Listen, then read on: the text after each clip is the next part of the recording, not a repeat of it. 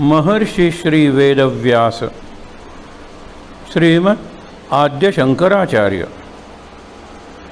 सद्गुरु श्री समर्थ रामदास स्वामी सद्गुरु श्री ब्रह्मचैतन्य महाराज या सर्वांच्या प्रेरणेनं आणि तुम्ही इथे जे सर्व मंडळी जमलेले आहात त्यांच्या आशीर्वादानं एक वर्ष आपल्या रामाच्या स्थापनेला झालं. आता हे दुसरं वर्ष तिसरं वर्ष हे कॅलेंडर व्यावहारिक आहे. प्रत्येक वर्ष हे पहिलंच असतं आणि प्रत्येक क्षण हाही पहिलाच असतो. यावेळेला आपण विषय घेतलेला आहे रामायण, पण रामायणाचा एक पैलू संस्कार रामायण. संस्कार म्हणजे काय हे समजून घेण्यासाठी थोडंसं संस्काराबद्दल बोलूया.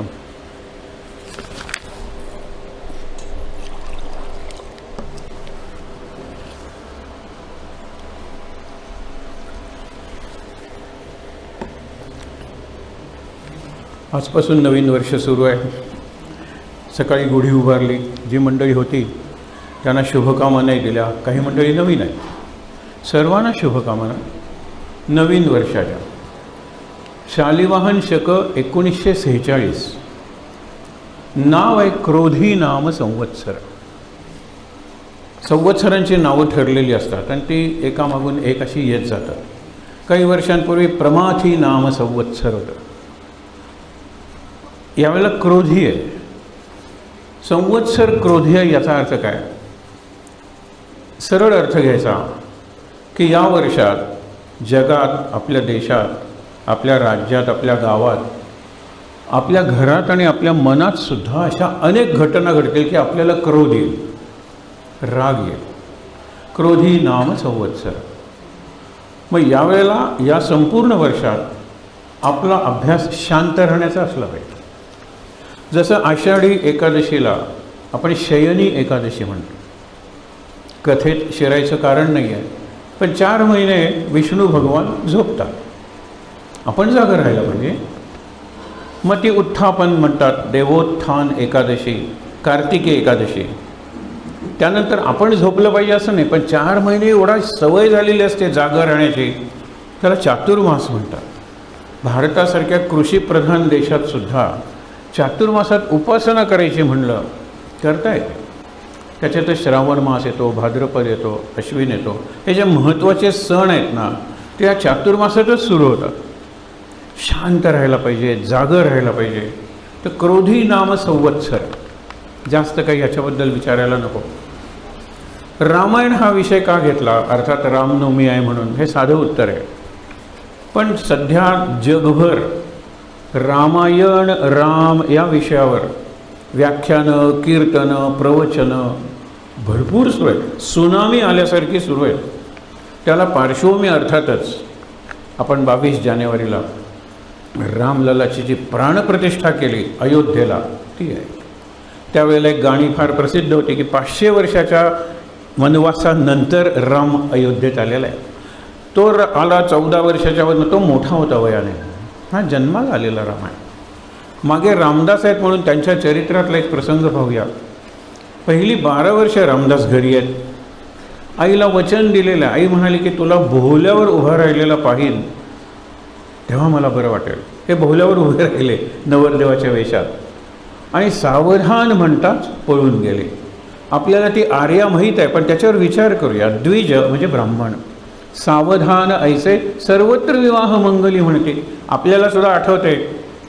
2दा सावधान म्हणतात. एक शुभ म्हणतात ना, मुहूर्त सावधान, आणि शुभमंगल सावधान. लागलं लग्न. सावधान म्हणतात एकच माणूस सावध. द्विज सावधान ऐसे सर्वत्र विवाह मंगली म्हणती. ते एक रामदासे आई केले त्या सदा असो प्रणती. त्याला नमस्कार. तर हे रामदास पहिली 12 वर्ष घरी बोहल्यावर उभे राहिले आणि बोहल्यावरूनच पळून गेले. रामदासांचे चरित्र आपल्याला पाहायचं नाही. नंतरची 12 वर्ष त्या नाशिकला गेले. नाशिकला टाकळी नावाचं गाव आहे. आता ते जरा केंद्र सुधारलं आहे. नंदिनी आणि गोदावरी या 2 नद्यांचा संगम आहे. त्या संगमात उभं राहून 12 वर्ष, सकाळी 6 ते दुपारी 12, म्हणजे सूर्योदयापासून सूर्य डोक्यावर येईपर्यंत 12 वर्ष गायत्री पुरश्चरण. काही दिवसांपूर्वी एक व्यक्ती आली, 3 गायत्री पुरश्चरण केलेली. नंतर आठवडाभर एकत्र होतो, आम्ही राहिलो. नमस्कार करून म्हणलं, सांगतो तुमचा अपमान करण्याची माझी बिलकुल इच्छा नाही, कारण माझा तो अधिकार नाही आहे. पण एक गायत्री मंत्राचं पुरश्चरण झाल्यानंतर रामदास जन्मतो. आणि मुख्य म्हणजे रामदास तेव्हाच खरे जन्मले. 8व्या वर्षी त्यांना दिला अनुग्रह रामानी वगैरे, ही कथा झाली. पण ज्यावेळेला गायत्री पुरश्चरण नंतर तो वानर पाहायला येत होता, ज्यावेळेला 24 लाख श्लोक जपसंख्या पूर्ण होत गेली आणि ज्या दिवशी संपली त्या दिवशी ओलेत्या अंगानं रामदासांनी त्याचा पाठलाग केला. त्या सगळं रानच होतं ना, अरण्यच होतं, तिथे ते गेले. काही काळ त्या वानरांनी रामदासांना आपल्या मागे येऊ दिलं. नंतर ते वानर थांबलं, उलटं फिरलं. रामदासांना त्यांनी इतकी कडकडून मिठी मारली. हा शक्तिपात होता, शक्तीचं संक्रमण होतं. हनुमंतांनी जणू काही आपली शक्ती रामदासांना दिली. त्यावेळेला ते म्हणाले, हे वानर इतकं घट्ट मला धरलेलं आहे, बघत बघत वरती वाढता वाढे भेदिले शून्यमंडळ. आणि मग ते उत्स्फूर्तपणे भीमरूपी महारुद्रा वज्र हनुमान मारुती वनारी अंजनी सुता आपल्या नित्यपाठात जे स्तोत्र आहे त्या स्तोत्राची ही जन्मकथा आहे. त्यांनी 11 भीमरूपी स्तोत्र लिहिलेले. आपल्याकडे संग्रहीसुद्धा असतील, सज्जनगडावर तर मिळतातच. पण बाकीची भीमरूपी स्तोत्र आपण वाचायचं म्हटलं तरी ती गंमत येत नाही. जे भीमरूपी महारुद्रा मागे आपण बघितलं होतं. पुढे कधी जर संधी मिळाली तर अभ्यास करण्यासारखे काही स्तोत्र आहेत. अभ्यास म्हणजे स्टडी नाही, एक्सरसाइज, पुन्हा पुन्हा करून जीवनाचा भाग बनवायचा, त्याला अभ्यास म्हणतात. रामरक्षा स्तोत्र आहे, अथर्वशीर्ष आहे. प्रत्येक देवाचं असं एक स्तोत्र आहे की त्या स्तोत्रात त्या देवाचं चरित्र, चारित्र्य, एक चित्र आणि आपल्यासाठी एक सुंदर संदेश, सुंदर ही स्तोत्र आहे. भीमरूपी महारुद्रा ह्याच्यात एकच श्लोक असा आहे की ज्याच्यात र नाही आहे. मागे उल्लेख केला असेल, माहीत नाही. बाकी सगळ्या श्लोकात रची एवढी पुनरावृत्ती आहे जी रामात आहे, रामनामात आहे, रामायणात आहे आणि रावणात सुद्धा आहे. हे समजून घेणार आहोत आपण या 7 दिवसात. हेच समजून घेणार आहोत. र हा शक्तीचं अक्षर आहे. शक्ती, गती, मती, बुद्धिमान माणूस. र अनेक उदाहरणं नंतर बघूया. तर भीमरूपी महारुद्रा वज्र हनुमान मारुती पहिल्याच ह्याच्यात किती येतो. आणि मागे मी सहज जाता जाता सांगितलं होतं, सद्गुरूंच्या पायाशी बसून आणि समर्थांच्या पुढे बसून तुम्हाला सांगतो की वाचा दोष जाण्यासाठी र असलेली स्तोत्र, राम रामेति रामेति रमे रामे मनोरमे रामरक्षा. विचार करा, ही स्तोत्र वाणी सुधारण्यासाठी, हल्ली ज्याला व्हॉइस कल्चर म्हणतात, स्पीच ट्रेनिंग म्हणतात, त्यालाही खूप उपयोगी पडतात. वक्त्याला, शिक्षकाला, पालकांना सुद्धा, नेत्याला. जर वाणीवर प्रभुत्व मिळवायचं असेल तर र वर प्रभुत्व मिळायला पाहिजे. बाकीच्या प्रत्येक अक्षरात शक्ती आहे. ख मध्ये शक्ती आहे, सगळ्या ढ मध्ये सुद्धा शक्ती आहे. गंमत. तर मला काय सांगायचं आहे की हे स्तोत्र एवढं प्रखर स्तोत्र आहे. रामदासांनी त्यावेळेला ते रचलं. आता केवढी शक्ती आली, प्रसंग घडला तो सांगत. नंतरची 12 वर्ष 24 ते 36 समर्थ देशाटनाला म्हणजे भारत यात्रेला पायी निघाले. उभा आडवा म्हणतो आणि ते येऊन उभे राहिले अयोध्येला. हा आपल्या विषयाचा आरंभबिंदू आहे, स्टार्टिंग पॉईंट. तिथे लोकांना विचारलं, राम कुठे जन्मला, राम कुठे जन्मला. माहीत नाही. कुणीतरी सांगितले ही जी बाबरी मशीद उभी आहे, बाबर हा आधीचा आहे. त्यावेळेला औरंगजेब होता. समर्थ, शिवाजी आणि तुकाराम जिवंत असताना औरंगजेब होता. त्याच्या आधी 3 पिढ्या बाबर असेल. पण बाबराने बांधलेली मशीद आहे. काय झालं असेल त्यानं. आधी ते दक्षिण भारतातून फिरले, उत्तर पश्चिम पूर्व फिरले.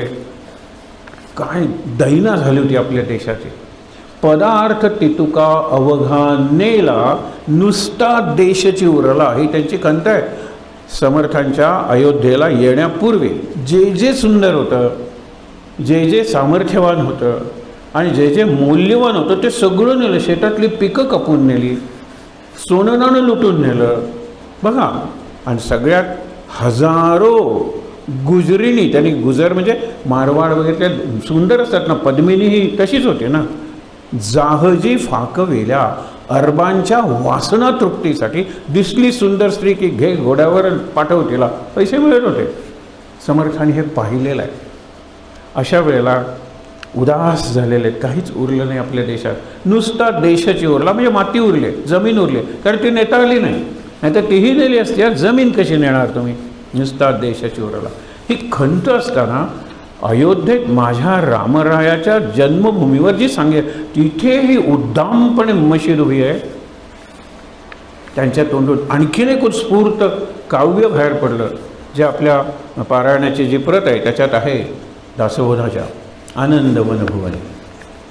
बुडाला औरंग्या पापी. औरंगजेब नंतर गेलेला आहे. शिवाजी महाराज आधी, नंतर समर्थ आणि नंतर औरंगजेब. संभाजी महाराजांचे हाल करायला औरंगजेब होताच की.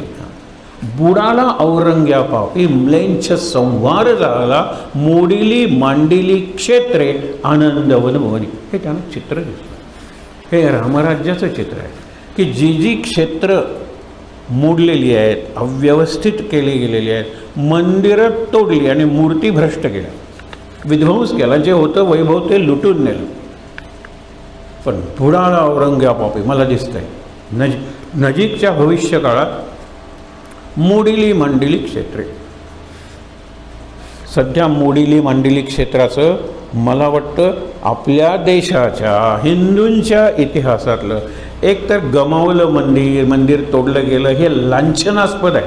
पण हे लांछन धुतलं जाऊन आज तिथे जे मंदिर उभं आहे ते परत तुम्हाला सांगतो, जी विकृतीला संस्कृती मानणारी मंडळी आहेत त्यांच्या छातीवर उभं आहे.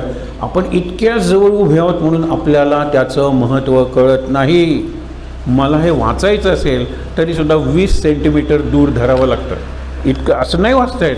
आपण इतक्या जवळ उभे आहोत रामरायाच्या प्राणप्रतिष्ठेचा. आपण नुसतं रामरायाला बघायला जाऊया, चांगलं आहे. असंख्य संख्येनं जाऊया, चांगलं आहे. भरपूर आपण रामरायाला दान करूया, चांगलं आहे. रामरायाचं गुणगान गाऊया, रामरायाचं हास्य, रामरायाची मूर्ती, हे सगळं बघूया. प्राणप्रतिष्ठा म्हणजे काय हो? रामलला, त्याचंच कौतुक होतंय. रामललाची प्राणप्रतिष्ठा, प्राण आहे आणि त्याची प्रतिष्ठा पण आहे. गणपतीची मूर्ती आणतो आपण आणि त्याच्यात प्राणप्रतिष्ठा करतो, तेव्हा तो गणपती असतो, तोपर्यंत मूर्ती असतो, त्याच्यात गणपती अवतरलेला नसतो. प्राण काढून घेतो आणि विसर्जन करतो. प्राणप्रतिष्ठेच्या आधी माती किंवा राम दगड होता. आता प्राणप्रतिष्ठाही कायम राहणार. ही काही उत्तर पूजा करून आपण नाही. आता आपल्या देशावर असं संकट येईल असं वाटत नाही, पण महाभयंकर संकट जगावर येऊ शकतं ना. आणि जगावर आलं तर भारत काय वाचणार आहे?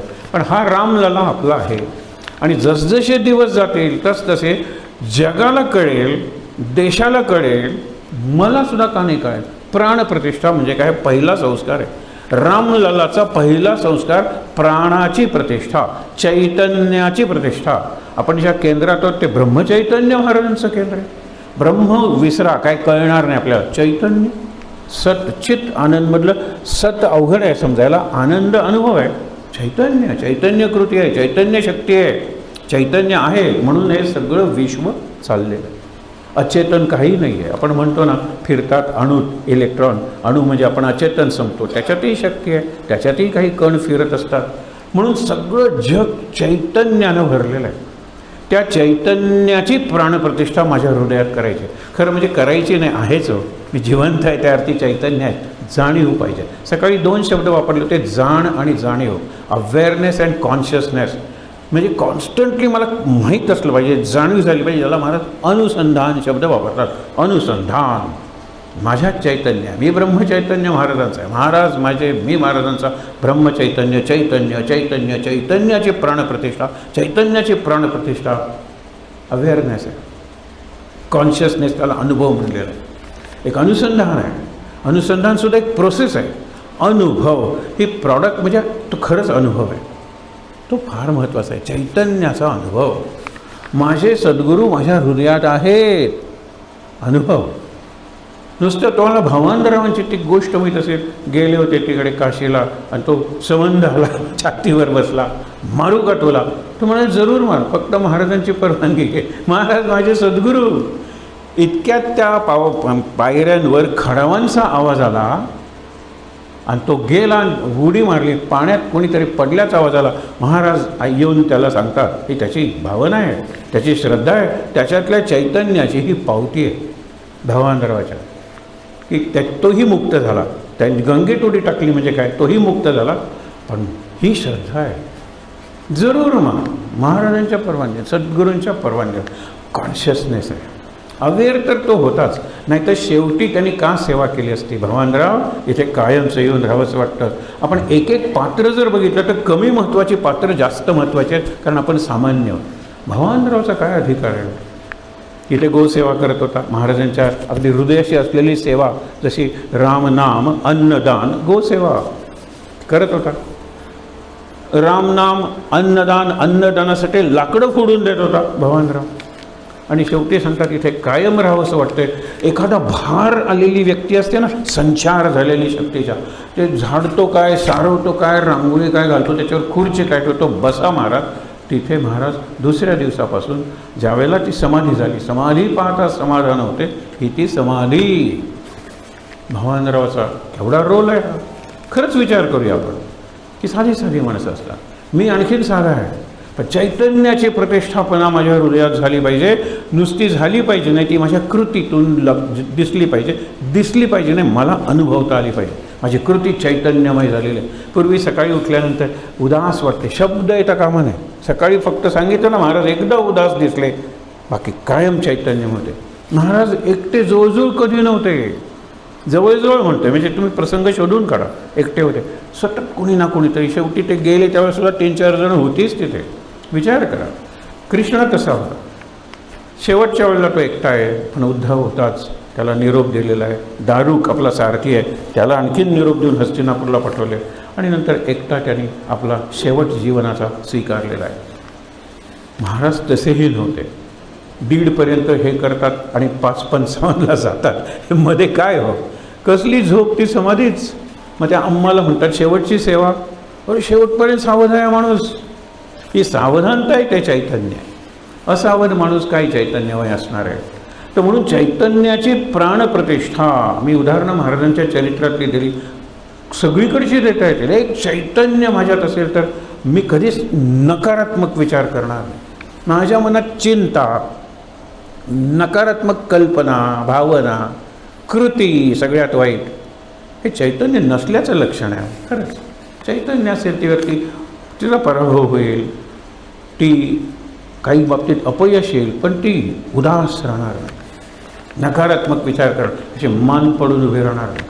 रामाच्या चरित्रात एक मान पाडून प्रसंग तुम्हाला माहीतच आहे, बघू नंतर प्रसंग. विश्वामित्र मागायला आलेल्यात, मला तुझा मोठा मुलगा दे. गीत रामायणातलं गाणं आपल्याला माहीत असतं, ज्येष्ठ तुझा पुत्र मला देई दशरथा, तुझा ज्येष्ठ पुत्र.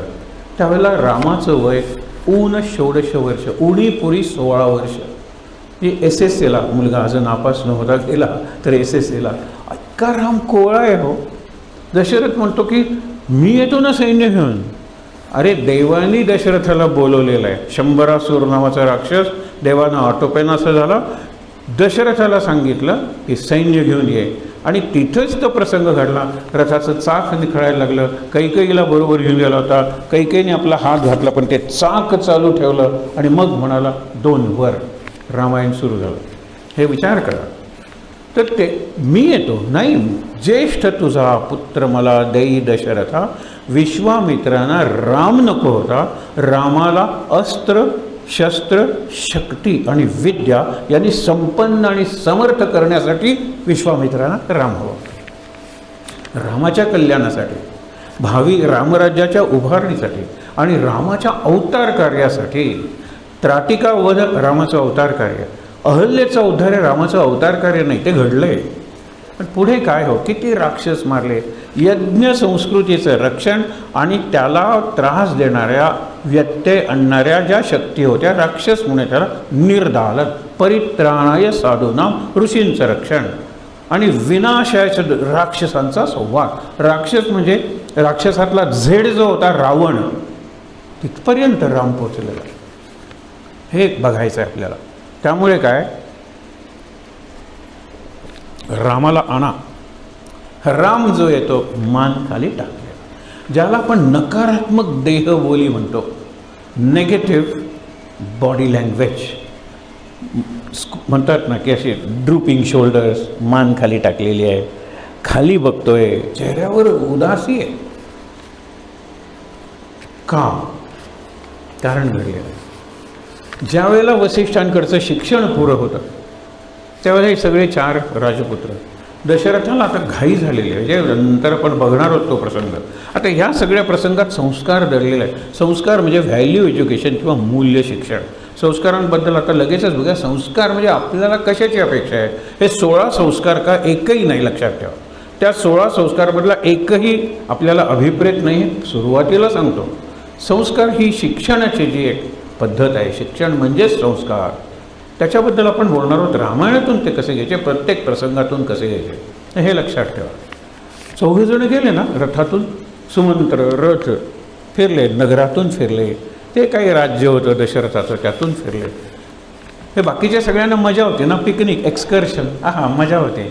जवळजवळ 1-2 दिवसाच्या अंतरानं जन्मलेले आहेत. समवयीच काय, सगळे समवयी नाही आहेत, पण प्रत्येकाचं म्हणून एक दृष्टिकोन असतो, एक प्रारब्ध असतं. तर रामाला कुठेतरी विषमता दिसते, की गरीब आहे कोणतरी, कोणतरी श्रीमंत आहे, कुठेतरी अन्याय होतोय, स्त्रिया पूर्णपणे सुरक्षित नाही आहेत, असं काहीतरी मनावर इम्प्रेशन्स, म्हणजे मनावर काहीतरी ठसवून राम परत येतो उदास. त्यांनी एकच विचार केला, तर राज्य करायचं नाही, वनात जायचं, तपश्चर्या करायची. हे रामाच्या मनातले अगदी त्यावेळेचे ठळक विचार आहेत. अशा वेळेला विश्वामित्र येतात आणि अशा रामाला पाहून ते सूचकपणे वसिष्ठांकडे बघतात. त्यावेळेला वसिष्ठ डोळ्यांनीच सांगतात, थांबा, काही दिवस तुम्ही थांबा, आमचा पाहुणचार घ्या. रामाला बाजूला नेऊन विचारतात, रामा हे काय, असं का? मग राम सांगतो, मला जे राज्यात दिसलं ते काही फारसं उत्तेजक नव्हतं. उत्तेजक म्हणजे उत्तेजन देईल असं नव्हतं. मग म्हणून अशी परिस्थिती आहे. तू मला प्रश्न विचार आणि त्या प्रश्नाला मी उत्तर देतो. रामाने अगदी सृष्टीच्या निर्मितीपासून सुरुवात केली, नंतर मग राज्य कसं करायचं, मग प्रत्येक धर्म, पुत्रधर्म, पितृधर्म, मातृधर्म, नंतर गुरुधर्म, शिष्यधर्म, किती प्रश्न हो. आणि त्या प्रश्नावर उत्तर देत देत देत राम उठत उठत उठत उठत गेला. योग वासिष्ठ नावाचा ग्रंथ तयार झाला. म्हणजे कुठलीही महत्त्वाची गोष्ट महान व्यक्तींच्या जीवनात अकारण घडत नसते, काहीतरी घडणार असतं. एक ग्रंथ मिळाला, अप्रतिम ग्रंथ आहे, तो मोठा ग्रंथ आहे. मग राम परत आला, रामाबरोबर लक्ष्मण निघाला. तो प्रसंग आपण नंतर बघणार आहोत. पण रामाच्या जीवनातली ही एक फेज, म्हणजे ही एक अशी बाजू आहे किंवा कालखंड आहे की तो उदास होता, निराश होता, हताश होता, नको राज्य, जाऊया वनात. आणि बरोबर दशरथाचं उलटी योजना होती. काय की रामाला राज्यावर बसून आपण वनात जाऊया. क्रमाने आपण येणार आहोत, उद्या आपल्यासमोर हे असणार आहे, म्हणून मी जरा निराळी सुरुवात केली. हे जे रामनामावली गेल्या वर्षी आपण वाचत होतो, जिथे राम मंदिर आहे, जिथे रामाची प्रतिष्ठापना झालेली आहे, रामाचा उत्सव आहे, तिथे हे जे चरित्र आहे 120 नामं आहेत सुमारे, दासाने लिहिलेले आहेत, रामदासाने. त्याच्यातला क्रम आहे तो रामायण समजून घ्यायला उपयुक्त आहे. आपण कुठल्या रामायणाचा विचार करणार आहोत? अर्थातच पहिलं वाल्मिकी रामायण, त्याच्याच इतकं जुनं अध्यात्म रामायण, त्याच्यावरच आधारित तुलसी रामायण, त्यालाच समांतर एकनाथांचं भावार्थ रामायण आणि अर्थातच गीत रामायण.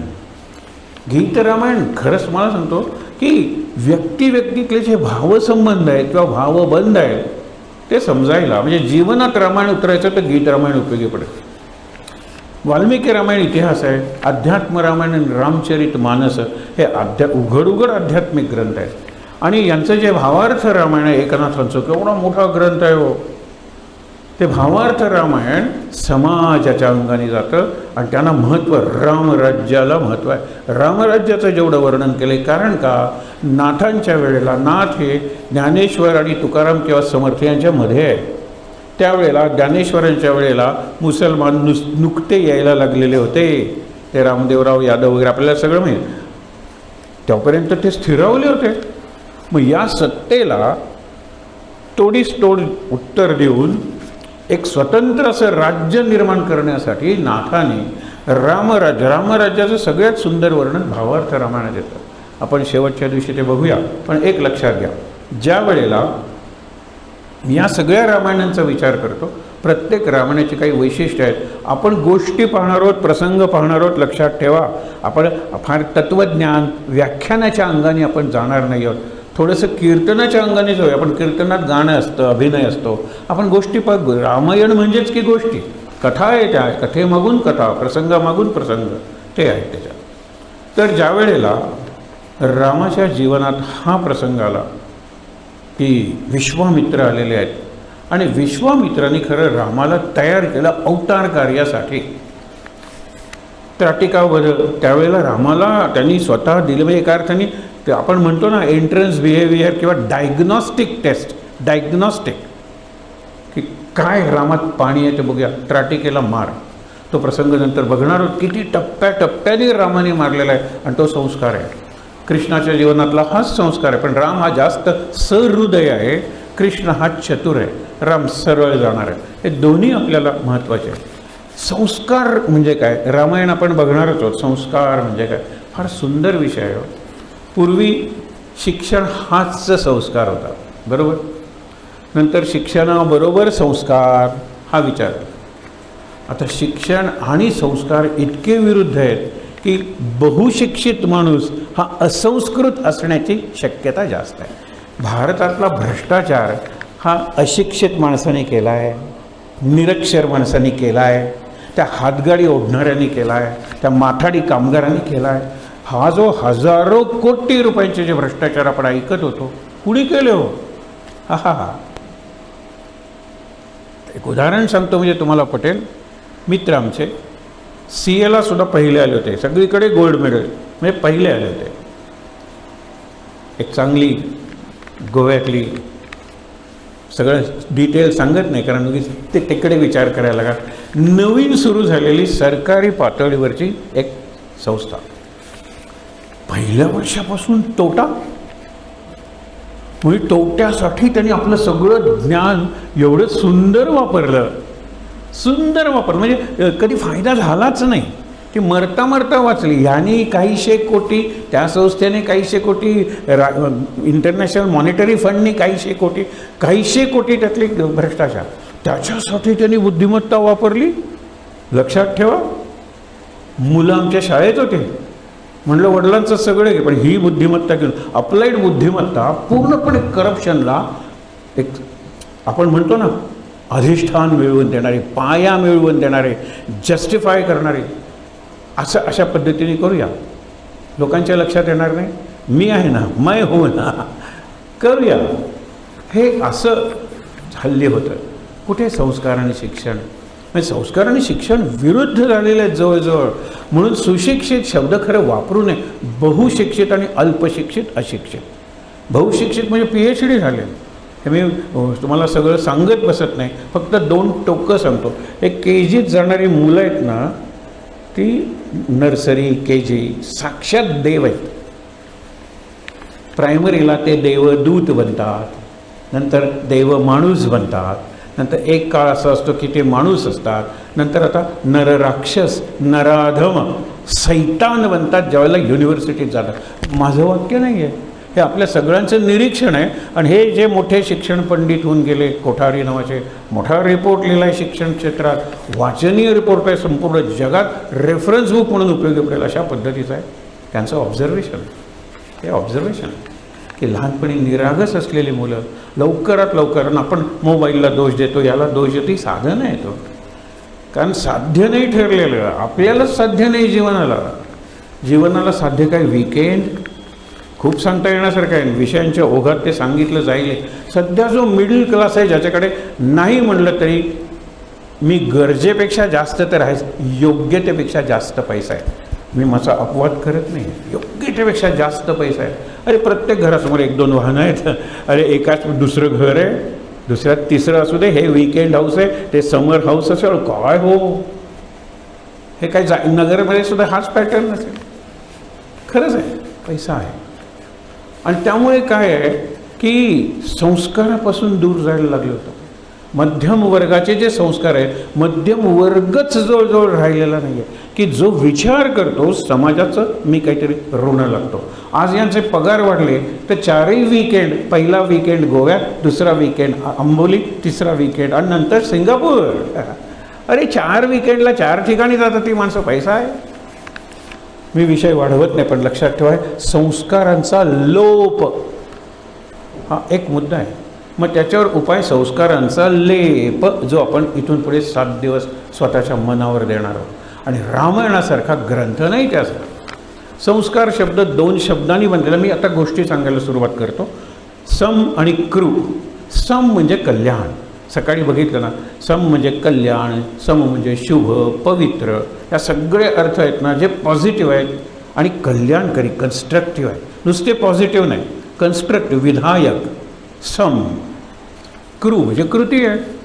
संस्कार हे वाचून, लिहून, पाठ करून, भाषणं, प्रवचनं करून येणार नाही आहेत. आठवा तो बृहदारण्यक उपनिषदातला प्रसंग, मैत्रेयी, आणि खूप सुंदर आहे प्रसंग. मी एवढाच पुरता सांगतो. याज्ञवल्क्य यांच्यातला संवाद आहे. मैत्रेयी सांगते मला आत्मज्ञान पाहिजे. तर आत्मावा ने आत्मज्ञान, पहिल्यांदा न अयम आत्मा, हे लक्षात ठेवण्यासारखं आहे.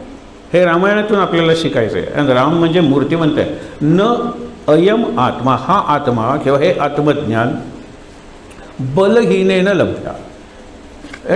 3 दिवस झाले आजारी पडला आहे, अभ्यास काय करणार आहे. बलहीनेनं लभ्या. हे बल शरीराचं आहे, मनाचं आहे, आत्मिक बल आहे, पण बलहीनेनं लभ्या. न मेधया, केवळ बुद्धीनं आत्मज्ञान होणार नाही. न बहुधा श्रुतेनं, हे ऐकलंय ते ऐकलंय. त्यावेळेला काही लिटरसी नव्हती, लिपी नव्हती. हे त्यावेळेचे हे प्रसंग आहेत. बृहदारण्यनंतर लिहिली गेली. पहिल्यांदा ओरल, मौखिक आहे ना ती परंपरा. ते लक्षात घ्या. न बहुधा श्रुतेनं. बहुश्रुत म्हणजे ज्ञानी आपण म्हणतो आणि अजूनही म्हणतो करा. बहुश्रुत, ज्याने खूप ऐकलंय, निरनिराळ्या ठिकाणी जाऊन ऐकलंय, निरनिराळ्या विषयांवर ऐकलंय, निरनिराळ्या व्यक्तींकडून ऐकलंय, तो बहुश्रुत ज्ञानी माणूस. पण आत्मज्ञान न मेधया, बुद्धीनं होणार नाही. केवळ बुद्धी पाहिजे, केवळ बुद्धीनं होणार नाही. न बहुधा श्रुतेनं. आणि शेवटचं आम्हाला खूप आवडतं, न प्रवचनेनं लभ्या. प्रवचन करून, PhDची थिसिस लिहून नाही आत्मज्ञान होणार. मग तिचा प्रश्न तसाच राहिला, मग आत्मज्ञान होणार. आत्मा वा अरे, त्यांनी सांगितलेलं आहे. ज्ञातव्य, श्रोतव्य, मंतव्य, निदिध्यासितव्य. आता इथे लगेच मुलं प्रश्न विचारतात. 12वीची 8वीची मुलं ज्या वेळेला संस्कार वर्ग असतात, आम्ही त्यांना सांगितलेलं असतं की स्टॉप मी, त्याच क्षणी विचारा. लिंक तुटते आमची, पण त्यांचा प्रश्न महत्त्वाचा असतो ना. आत्ता तुम्ही न बहुधा श्रुतेनं, ऐकून श्रवण करून ज्ञान. इथे श्रोतव्या म्हणता. श्रोतव्या, इकडे ऐकलं पाहिजे आत्म्याबद्दल, इकडे म्हणतात कितीही ऐकलं तरी आत्मज्ञान होणार नाही. हा विरोध नाही का? फार सुंदर उत्तर आहे. श्रोतव्या ठिकाणी थांबलेले नाही आहेत. श्रोतव्य, मंतव्य, निदिध्यासितव्य. जे वाचाल, जे ऐकाल, जे पाहाल, जे चाखाल, ज्याला स्पर्श कराल, ज्याचा अनुभव घ्याल, त्याच्यावर मंथन करा. मंतव्य, मंथन आहे, मनन आहे, चिंतन आहे, ध्यान आहे, आणि निदिध्यास, नित्याध्यास. हे मिळवायचं, हे मिळवायचं, हे मिळवायचं, हे मिळवायचं. या सगळ्यांना जोडणारं जे नाम आहे ना, ते आपल्या महापुरुषांनी, खरंच केवढा अधिकार आहे त्यांचा. सगळ्यांना सोपं. या सगळ्यांना जोडणं, ही सगळी फुलं म्हणा ना तुम्ही. मी तुम्हाला फुलं सांगतो. पहिलं मौन, हे पहिलं फूल आहे. सगळ्यात आवडणारं, मला इथला सगळ्यात आवडणारं बोर्ड आहे मौन परिसर. आता मौन म्हणजे ते कसे व्यवहार करायचे. मी इथून सांगायचं, काका केवढा आवाज हो, केवढा आवाज. आमची एक विद्यार्थिनी प्रागला गेली, चेकोस्लोवाकियामध्ये, पहिल्या दिवशी त्यांनी कुकर लावल्यावर सगळं रेक्टर म्हणलं नो नो नो साऊंड, तेवढा आवाज करतेस तू, कुकर नाही लावायचा. आणि गॅस काय पॉल्युशन नॉईज पॉल्युशन, हे एअर पॉल्युशन बंद कर सगळं, इंडक्शन वापर. आधी इलेक्ट्रिसिटीवर आपण वापरतो ते, कुकर नाही. किती सांभाळतात ते. त्याचा एक दुष्परिणाम त्यांना कोविडमध्ये कळला, खूप सांभाळल्यामुळे इम्युनिटी कमी होते त्यांची, जरा काही लागलं की पडतात. खरंच आहे, पण याचा अर्थ ते वाईट आहे असं नाही. मला असं काका, अरे तुम्हाला त्यालासुद्धा ऐकू आलं. माझं आणि त्यांच्यातलं अंतर किती आहे, हे साधारणतः 5 फूट 3 मीटर. काका बस पुरेसं आहे, किंवा जवळजवळ काका. आणि बरीच भाषा खुणांची असते. नाही बोलतो बोलतो बोलतो बोलतो. सकाळी काकड आरती झाल्यानंतर बापरे, शेवटी मी एका तरुणीला सांगितलं की नमस्कार करणे, एक शब्दही बोलू नकोस. त्या बोलत राहतील, तुझा अपमान नाही, माझा अपमान नाही, महाराजांचा अपमान आहे. पण महाराज म्हणजे काही कळलेच नाही तर अपमान कसा. संपण्याचीच वाट बघतात फक्त. आपण आज नको तसं करायला, मौन पाळलं पाहिजे. काही आमचं सकाळचं ध्यानाचं सत्र संपलं की साधारण 1.5 तास नाश्ता असतो, काही एक शब्द बोलायचा नाही. मुलं बोलतात, मुलांनी बोललंच पाहिजे. जी बहिरी माणसं आहेत की ज्यांना बोलू नका हे सुद्धा ऐकू येत नाही, अशी 1-2 माणसं आहेत. क्षम्य आहे हो, क्षम्य. तू कशाला बोलतोस, तू कशाला तक्रार करतोस, तो बोलतोय म्हणून, तू शांत राहा. आम्ही आय ॲम इन सायलन्स म्हणून हे करून घेतले होते. पराभव कसा झाला, हल्ली मुलं इतके डॅडी डॅडी मला पाहिजे, तो वर चढेल, डोक्यावर बसेल डॅडींच्या, ते काढून घेतल्याशिवाय राहणार नाही. आणि आपल्याला सगळ्यात बडबड करणाऱ्यांच्याकडे आम्ही शेवटी काढून घेतले. ते अजून नवेच्या नवे आहेत आमच्याकडे, तुम्हाला पाहिजे तर मी देईन. पण I am in silence and you have no right to disturb my silence, and it is my duty not to disturb your silence. Duty आणि आपण म्हणतो ना राईट, अधिकार आणि कर्तव्य. तुमचं कर्तव्य आहे माझं मौन भंगू द्यायचं नाही, हे तुमचा अधिकार. बजवा तुम्ही शांतपणे, पण नो राईट, अधिकार नाही तुम्हाला. माझं कर्तव्य आहे तुमच्या मौनाला न्याय देणं. मौन हे पहिलं फूल आहे. मौनानंतर जर आपण वाचन केलं, श्रवण केलं, मोठ्याने वाचन नाही, मनात श्रवण केलं, मनन केलं, चिंतन केलं, जे केलं ते थोडंसं चित्तात साठवणं हे चिंतन, मनात घोळवणं हे मनन. या दोघांच्या मध्ये बुद्धीचं काम आहे. निर्णय घेणं ते नंतर बघूया, तो सोड. त्याच्यानंतर ध्यान आहे. ध्याननंतर हा नित्यध्यास आहे. महाराजांच्या अनुसंधान is a silent process. Maharaj जप करा, खरंच एकदाही नाही. आम्ही आता मुलांना अभ्यास करायला सांगितला, या 372 प्रवचनात एकदाही सांगितलं नाही जप करा म्हणून. नाम घ्या, नामस्मरण करा, नाम घ्या, नामस्मरण करा, नाम घेणं, नामस्मरण करणं, सायलंट प्रोसेस. सामूहिक आहे. आपण संकल्प सोडलेला जरूर घ्या. आता तुमचा पहारा चालू आहे तरी सुद्धा तो सायलंट आहे. अरे जितका मी मौनात राहीन तितके बाकीचे मौनात राहतील. ते राहत न राहत मी मौनात राहीन. मौन परिसर मला आवडलेला सगळ्यात चांगला बोर्ड आल्या तो आहे मौन परिसर. The entire campus. तुम्ही काय करायला पाहिजे, मौन कमी बोलूया, हळू बोलूया. 2 शब्दातलं अंतर असं, काका ते कुठे ठेवलं, काका ते कुठे ठेवलं, आक्रमक कशाला हो. म्हणून उद्याचा आपला एक मुद्दा आहे काकड आरती काय आक्रमक म्हणजे आक्रमण का समर्पण, आक्रमण का आत्मसमर्पण. आत्ता एक उदाहरण देतो, उद्या आणखीन उदाहरण. पण हो काय हो, गुरुर् ब्रह्मा, गुरुर् का गुरगुरायचं सांगा बरं. हां, अरे 3 देवांचं स्मरण करून तू साक्षात परब्रह्म आहेत म्हणणं आहे ना. कॉम्प्लिमेंट देतोय, शरण जातोय, प्रार्थना करतोय, शांतपणे म्हणता येतं तो अगदी. ज्यांना म्हणता येत नाही, एकदा माझ्याकडे असे बघत होते, ती आली होती मंडळी एका राज्यातून जवळच्या, त्यांना म्हणत होते जोरात ते, जो जाई एक वार तो विसरे घर दार. मग त्यांचं भाषाच तशी होती, भाषाच तशी होती. म्हणलं लगेच ते करू नका. आज मी ऐकलं, कदाचित माझ्या ऐकण्यात तो वाटेल त्याची, अरे म्हणा वाटेल त्याची तो वाटेल त्याची वाटेल ते करायला काय महाराज हे आहेत का, जादूगार आहेत का? नाही, वाटेल त्याला, इतरांना वाटेल ते करेल.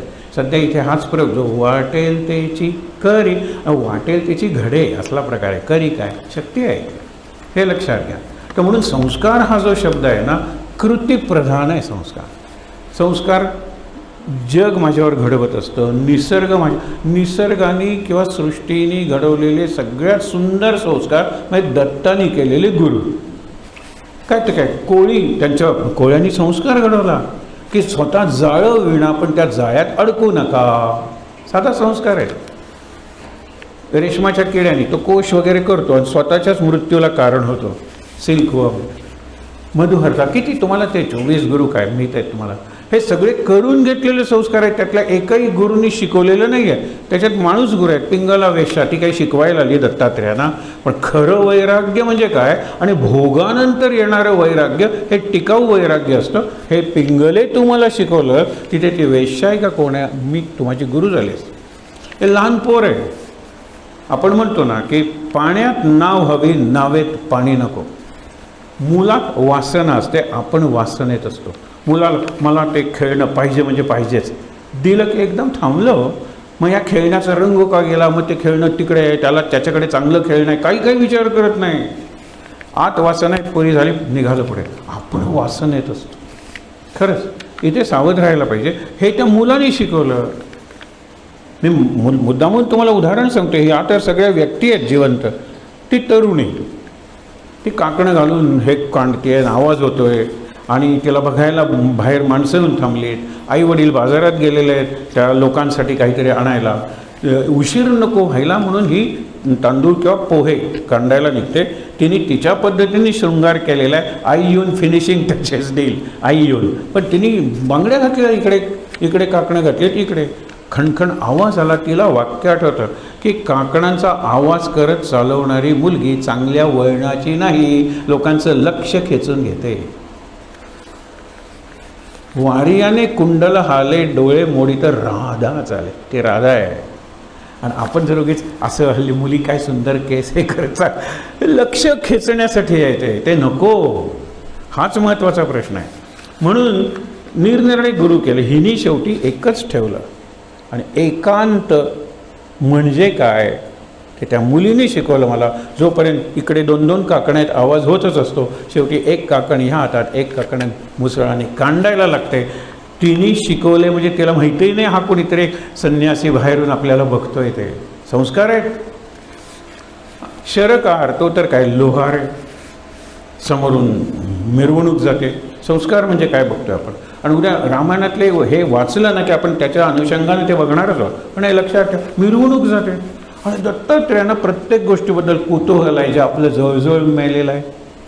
त्यांना काहीतरी उत्स्फूर्तपणे अनुभवायची उत्स्फूर्तता आपल्या जीवनातली गेलेली आहे. आणि त्यांना भरपूर वेळ आहे, आपल्याला बिलकुल वेळ नाही आहे. मग कसे आपण इतरांना गुरु करणार आणि स्वतःला लघु समजणार? हे लक्षात ठेवा. मीच गुरु जगाचा, मला कोण गुरु असणार आहे? म्हणून नाही आपल्याला. मी लघु आहे, मी लहान आहे, मी एक कण आहे, मी एक थेंब आहे. हे थेंब म्हणणाऱ्याला सागर म्हणतो. अरे नाही, बिंदूंचा सिंधू झालेला आहे. मी कण आहे म्हणणाऱ्याला संपूर्ण भूमी सांगते. अरे कणाकणांची मी बनलेली. अरे तू नसतास तर मी बनलेच नसते. विचार करा. पण मी भूमी आहे, मी आकाश आहे, मी हे म्हणणाऱ्यांना कोणी जवळही घेत नाही आले. तर म्हणून तुम्हाला सांगतो, तो तिथे बसला आहे, बाणाला धार लावतोय. हे चित्र फार महत्त्वाचं आहे. बाण आणि बाणाचं जे लोखंडी टोक आहे ना, त्याला तो धार लावतोय. शरकार म्हणलेला म्हणजे बाण करणारा. आपण त्याला लोहार म्हणूया की आयर्न स्मिथ. तो करतोय काम. मिरवणूक जाताना एवढं कुतूहल आहे. ते येतात तोपर्यंत मिरवणूक निघून गेलेली आहे. समोर रस्ते आहेत, 2 असे रस्ते दिसत आहेत. धूळ उडलेली दिसते. कोणीच नाही आहे, फक्त तो शरकार. रस्त्याच्या दुसऱ्या बाजूला छोटीशी टपरीसारखं घालून ते बघतोय. त्याला जाऊन विचारतात, आत्ता इथून मिरवणूक गेली का रे? मिरवणूक? मला माहीत नाही, मी बाणाला धार काढत होतो. हे लक्षात ठेवा. अरे इथे दिसत आहेत ना धूळ, हो दिसत आहेत का, अरे इथे फुलं पडलेली आहेत म्हणजे फुलं उधळलेली आहेत, इथे पैशाची काही नाणीसुद्धा पडलेली आहेत म्हणजे पैसेसुद्धा उधळलेले आहेत, अरे वाद्यांचा आवाज मला अरण्यात ऐकू आला. म्हणतो यापैकी मला वाद्यांचा आवाज ऐकू आला नाही, हत्ती घोडे गेले असतील तर त्यांच्या गळ्यातल्या घंटा ऐकू आल्या नाही, त्यांचा आवाज ऐकू आला नाही, काही ऐकू आलं नाही. मी बाणाला कुशाग्र करत होतो. ही एकाग्रता आहे, एकाग्रता, कॉन्सन्ट्रेशन. गुरु केलं. आपण केव्हा करणार होतो हे? आपण हे केव्हा करणार आहोत? मी सहज विचार करत होतो, हे प्रति गोंदवले लोक म्हणतात, हे मिनी गोंदवले लोक म्हणतात, आपण काय म्हणूया? दत्तात्रेय जर गुरु असतील, हे सद्गुरू असतील, तर हे लघु गोंदवले म्हणायला हरकत नाही. लघु म्हणजे लहान, पण कसं, ज्याच्यात महान होण्याची क्षमता आहे. लहानच महान होतात, बिंदूचा सिंधू बनतो. आत्ता सांगितलं ना तुम्हाला, हे लघु गोंदवले. प्रति म्हणल्यानंतर कुठे काही प्रतिस्पर्धा येते, प्रत्युत्तर येतं, प्रतिकार येतो. प्रति म्हणजे विरुद्ध, प्रतिचं पॉझिटिव्ह अर्थही आहे, पण नको कशाला स्पर्धा. हे लघु गोंदवले, फार छान. आणि तीच प्रतिमा. आणि अनुकरण करायचंच नाही, अनुसरण करायचं. अनुकरण इज इमिटेशन, माकडं करतात ते, आणि अनुसरण इज एम्युलेशन. जे चांगलं आहे माणूसच फक्त एम्युलेट करू शकतो. अरे त्या गुरुजीचं अक्षर काय चांगलं आहे, अरे ते गुरुजी किती वाचतात. एक मुलगा, त्याला जे 5-6 शिक्षक शिकवत असतात, प्रत्येकाचा एक गुणगुण चांगला शिक्षक बनतो. आयुष्यात तो चांगला शिक्षक म्हणतो. एका गुरुकडून अक्षराची प्रेरणा, दुसऱ्या गुरुकडून वाचन, तिसऱ्या गुरुकडून स्पेलिंग, क्रिएटिव्ह रायटिंग म्हणजे ओरिजिनल लेखन, तो घेतो गुण. हे संस्कार आहे, तो संस्कार करून घेतो स्वतः. संस्कार काही घडत असतात. दगड आहे, दगडावर जर एकाच ठिकाणी थेंब पडत गेला तर दगडाला क्रॅक पडते, बेक पडते, फुटतात दगड. आणि असे दगड फुटूनच ही माती झालेली आहे. बघा तुम्ही मुद्दा. पुढे काय की ज्या वेळेला आपण संस्कारांचा विचार करतो, त्यावेळेला मी स्वतःवर घडवून घेतलेले, माणसांनी माझ्यावर घडवलेले. माणूस म्हटल्यानंतर 4 माणसं महत्त्वाची सांगितले: मातृ, पितृ, आचार्य, अतिथी. अतिथी म्हणजे समाज. हे लक्षात ठेवा. या माणसांनी माझ्यावर संस्कार घडवत असतात. काही जण सुसंस्कृत आणि संस्कारित हे 2 शब्द लक्षात ठेवा. हे फार महत्त्वाचे शब्द आहेत. माणूस एकमेव असा प्राणी आहे. माणूस प्राणी आहे का? Social animal, spiritual animal, talking animal. आपण म्हणतो ना हे ॲनिमल आहे. ॲनिमल प्राणी म्हणजे जो प्राण आत बाहेर करतो तो सगळे प्राणी आहेत. वनस्पतीसुद्धा प्राणी आहेत. आपण म्हणतो ना की दिवसा ते कार्बन डायऑक्साईड घेतात, ऑक्सिजन सोडतात, हे प्राण आहे, प्राणी. माणूस हा एकमेव प्राणी असा आहे, लक्षात ठेवा, की ज्याच्या बाबतीत सुसंस्कृत, संस्कृत हा शब्द वापरता येतो. आपण जी बियाणं असतात, प्रोसेस, त्याला संस्कारित बियाणं म्हणतो ना, का सुसंस्कृत बियाणं म्हणतो? नाही ना. हे मोती असतात, कल्चर्ड पर्ल्स, संस्कारित आहे का? कल्चर्ड म्हणजे, कल्चर म्हणजे संस्कृती. सुसंस्कृत मोती आहेत हा, घाला संस्कृती वाढेल. नाही, फक्त माणूस जनावरांकडे नंतर येतो. संस्कार ते संस्कारच आहे, निसर्गाने घडवलेले. पण त्याला त्यांचा प्रतिमान माणूस हा. तुम्ही मला शिकवा, मी चांगलं शिकेन, आत्मसात करेन, आणि कदाचित तुमच्यापेक्षाही जास्त चांगलं ती कला किंवा ते कौशल्य मी दाखवू शकेन. हा संस्कार माणसावर घडलेला. आता प्राणीसुद्धा संस्कारित होतात. सर्कसमधली जनावरं, हल्ली आता जनावरं नसतात, पण ते असंही असतं, त्याच्यातून कुत्र्याला उडी मारत सांगतात, सगळे हे आहे, आग लागलेली आहे. वाघ आणि शेळी एका ताटात जेवतात, बरोबर आहे. समोर तो रिंग मास्टर उभा असतो हातात चाबूक घेऊन. त्यावेळेला त्याच्या चाबूकमध्ये शॉक नसेल, कारण शिकवताना ज्या वेळेला शेळी घाबरायला लागली की तिला मार, खा, जाऊ नकोस. ह्यानी पंजा उगारला की त्याला चाबूक मारला की त्याला शॉक बसतो. माइल्ड शॉक आहे, इलेक्ट्रिसिटीचा शॉक आहे. जसे आपण कंपाऊंड करतो ना आणि त्याला शॉक प्रूफ करतो ना, जरा लागलं की जनावरं येत नाहीत आत, तसं आहे ते. आणि नंतर तो शॉक जसा नुसता हंटर बघितला की शेळी मुकाट्यानं जेवते, त्याच प्लेटमध्ये वाघ मुकाट्यानं जेवतो. मग तुम्ही सुसंस्कृत वाघ आणि सुसंस्कृत शेळी असं म्हणणार का? नाही. पुलंनी एक गमतीदार वाक्य म्हणजे प्रसंग सांगितलेला, मला आवडतो तो. फिरायला जातात लोक. आपल्याकडे फिरायला जाण्याची संस्कृती झाली आहे, जातात फिरायला. त्यातले लठ्ठ लोक असतात, त्यांना आपलं वजन किती कमी झालं आहे, काही ग्रॅम कमी झाले का बघण्यासाठी एका विशिष्ट अंतरावर असे वेईंग मशीन्स ठेवलेले असतात, वजनाची काटे ठेवलेले असतात ना यंत्र. 1 रुपया टाकायचा, एक तिकीट येतं. तिकिटाच्या एका बाजूला वजन असतं आणि मागच्या बाजूला एका नटाचा किंवा नटीचा फोटो आणि भविष्य. बरोबर. एक ढब्बू माणूस उभा राहिला, बघितलं, त्यालाही काहीतरी भविष्य आलं. कुत्रा ज्याचा होता ना तो हट्ट करायला लागला, मग मला बसलं पाहिजे, त्यालाही ठेवलं. कुत्र्याला वजन आहे की हो, कुत्र्यालाही ते तिकीट आलं की हो. त्याच्यावर काय लिहिलं होतं, आपल्या वक्तृत्वानं जग जिंका.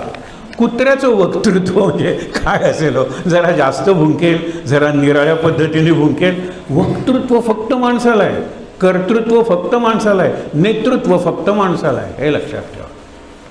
आणि म्हणून क्रूर जनावर असू शकत नाही, क्रूर औरंगजेब असू शकतो, दुष्ट राक्षस असू शकतात, जनावर असू शकत नाही. जनावर हिंस्र फिअर्स असू शकतात, क्रूर नाही.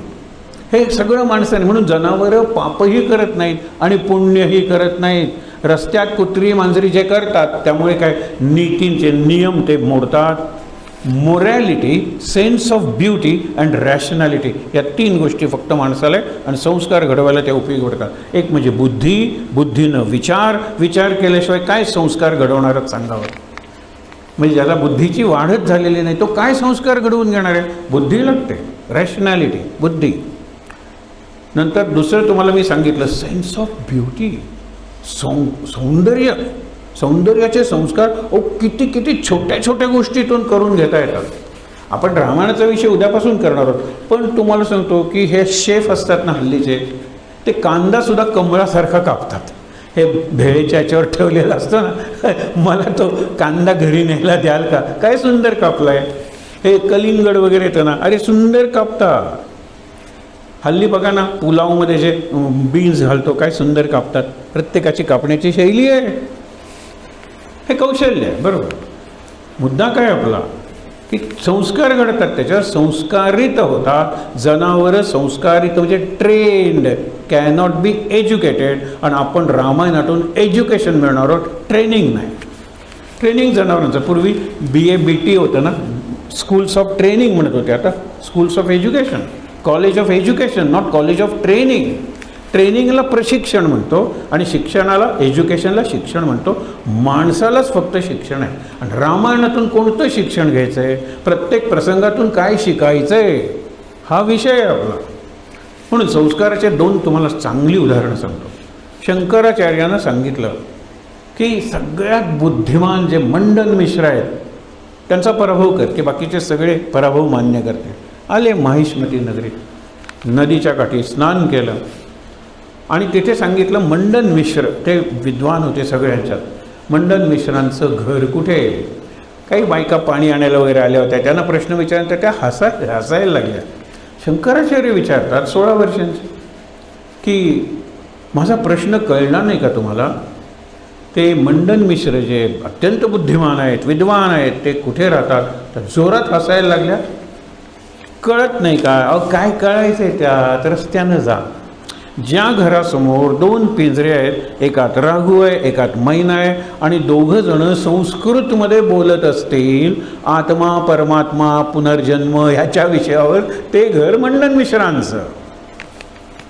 आता हे उदाहरणच आहे ना. शंकराचार्यांना ते घर लवकरच सापडलं. शंकराचार्य पहिली गोष्ट केली, पिंजरे उघडले आणि त्यांना सोडून दिलं. शिष्य म्हणाले, हे काय केलं, आपण अजून घरी गेलेलं नाही, मंडन मिश्र दिसतो कसा, मंडन मिश्रांचा परिचय नाही आहे, आणि हे तुम्ही काय सोडून दिलेत. त्याचा अहंकार मी सोडून दिलेला आहे. आता पुढे काय घडतं ते बघा. पुढे ते शिष्य झाले. सुरेश्वराचार्य सगळ्यात मोठे, 64 वयाचा शिष्य आणि 16 वर्षाचा गुरु. आणि म्हणून ते चित्र डोळ्यासमोर, आज रात्री झोपताना चित्र डोळ्यासमोर, संस्कृत श्लोक सांगतो आणि मराठी अर्थ सांगतो. चित्रम वट तरोर मूले, एक वडाचं झाड आहे, हिमालयाच्या पायथ्याशी सुद्धा वटवृक्ष आहे. बोरीचे झाडं आहेत तिकडच्या उत्तर भारतात, की जिथे व्यासांचा आश्रम होता सरस्वती नदीच्या तीरी, बदरी का आश्रम, बदरी म्हणजे बोरी, तर तो वटवृक्ष आहे. चित्र आणा वटवृक्ष आहे. चित्रम वट तरोर मूले म्हणजे वडाच्या पानाखाली किंवा वडाच्या सावलीत.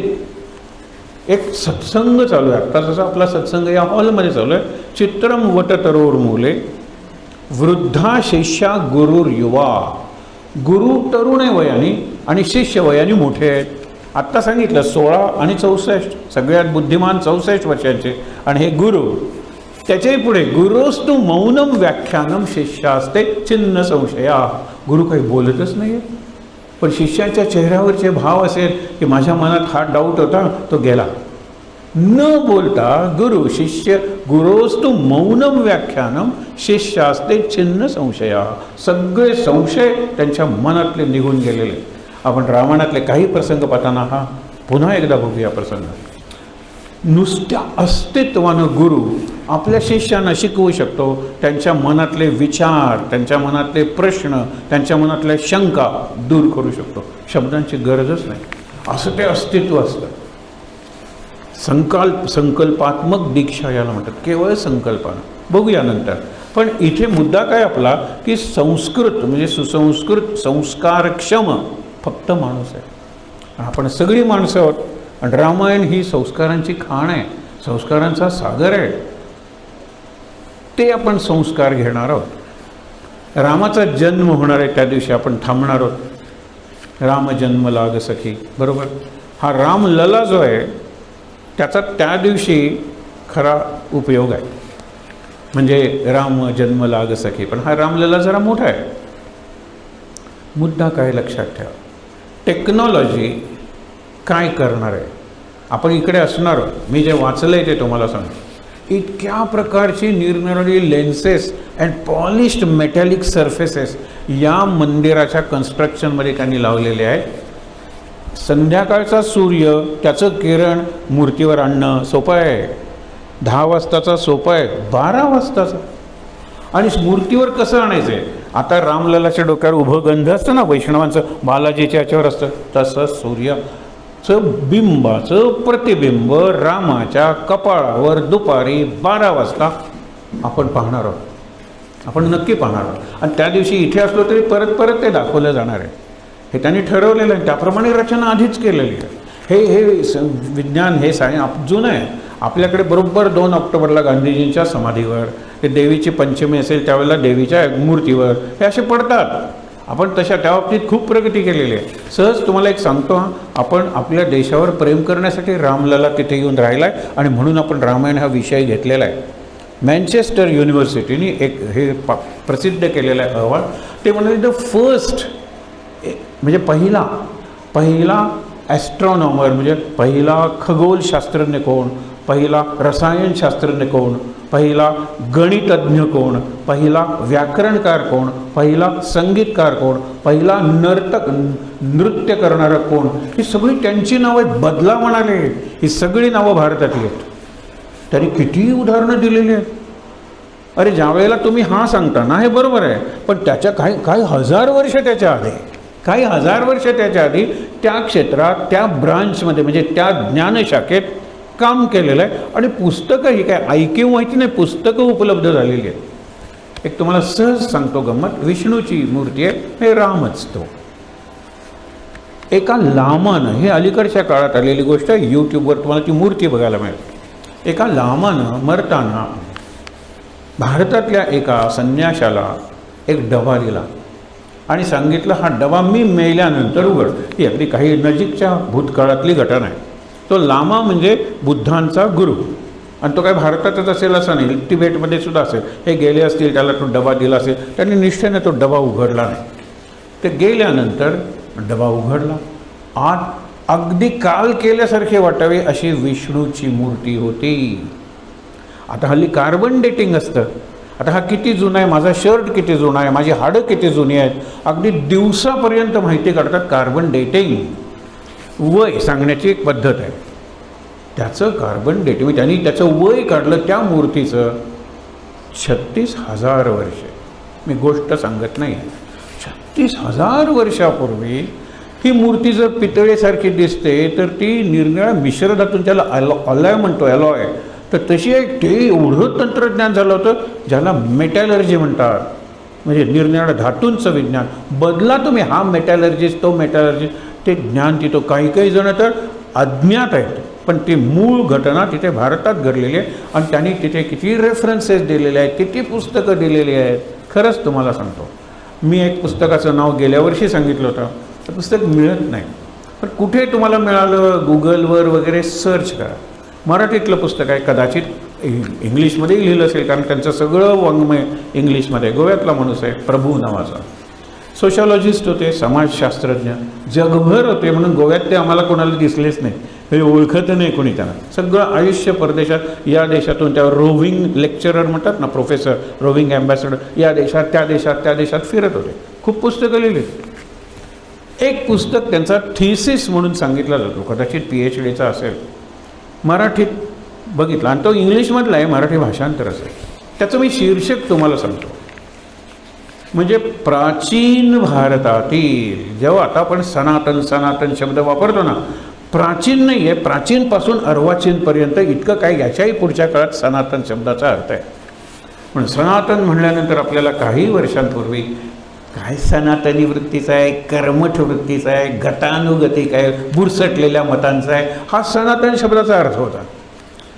आता मोठं माझ्या धर्माचं नाव काय, विवेकानंद वगैरे, सत्य सनातन नित्य नूतन चिरंतन आर्य वैदिक धर्म. हिंदू कुठेच शब्द नाही. आर्य वैदिक धर्म, सनातन आहे, नित्य नूतन आहे, चिरंतन आहे, आर्य आहे, वैदिक आहे धर्म आहे. हे लक्षात घ्या. हे केवढं नाव आहे. आता पुन्हा अभिमानानं सनातनच फक्त शब्द सांगूया की, अभिमानानं तरुण सांगायला लागलेले आहेत, आपणही सांगायला पाहिजे, हो मी सनातनी आहे. अर्थ काय, अर्थ नको बघायला, पण हे लक्षात घ्या. तर त्यांनी सांगितलं की प्राचीन भारतातील निरनिराळ्या शाखात जे संशोधन झालेलं होतं ना, ते शोध आणि त्या शोधांपासून आजच्या भारतीयांनी घ्यायचा बोध. हे पुस्तक 50-1 वर्षापूर्वीच असेल. शोध घेतला आहे त्यांनी. मग कुठले आर्किटेक्चर, काय मेटॅलर्जी आहे त्याच्यात, पेंट्स टेक्नॉलॉजी आहे. त्याशिवाय का ते अजंठा वेरूळचे आपण ते म्हणतात ना रंगवलेले, ताजे वाटतात. हात लावून बघतात ओलायका रंग म्हणून, आणि मग पायाचा कुठला तरी स्पेसिमेन घेऊन परदेशातले लोक पेंट्स टेक्नॉलॉजीमध्ये संशोधन करतात. हा कुठला रंग आहे, हा कसा तयार केला आहे. अगदी अलीकडचं रामदास मागे आहेत म्हणून त्यांचं उदाहरण सांगू. 1967 साली भूकंप झाला. भूकंपात मंदिरांना क्रॅक्स गेल्या. समर्थांनी 11 मारुतींची स्थापना केली होती. मूर्तीला काही झालं नाही. आणि यातले बरेचसे त्यांनी स्वतः तयार केलेल्या मूर्ती आहेत. मूर्ती कशा करायच्या ह्याची त्यांची छोटी प्रकरणं आहेत.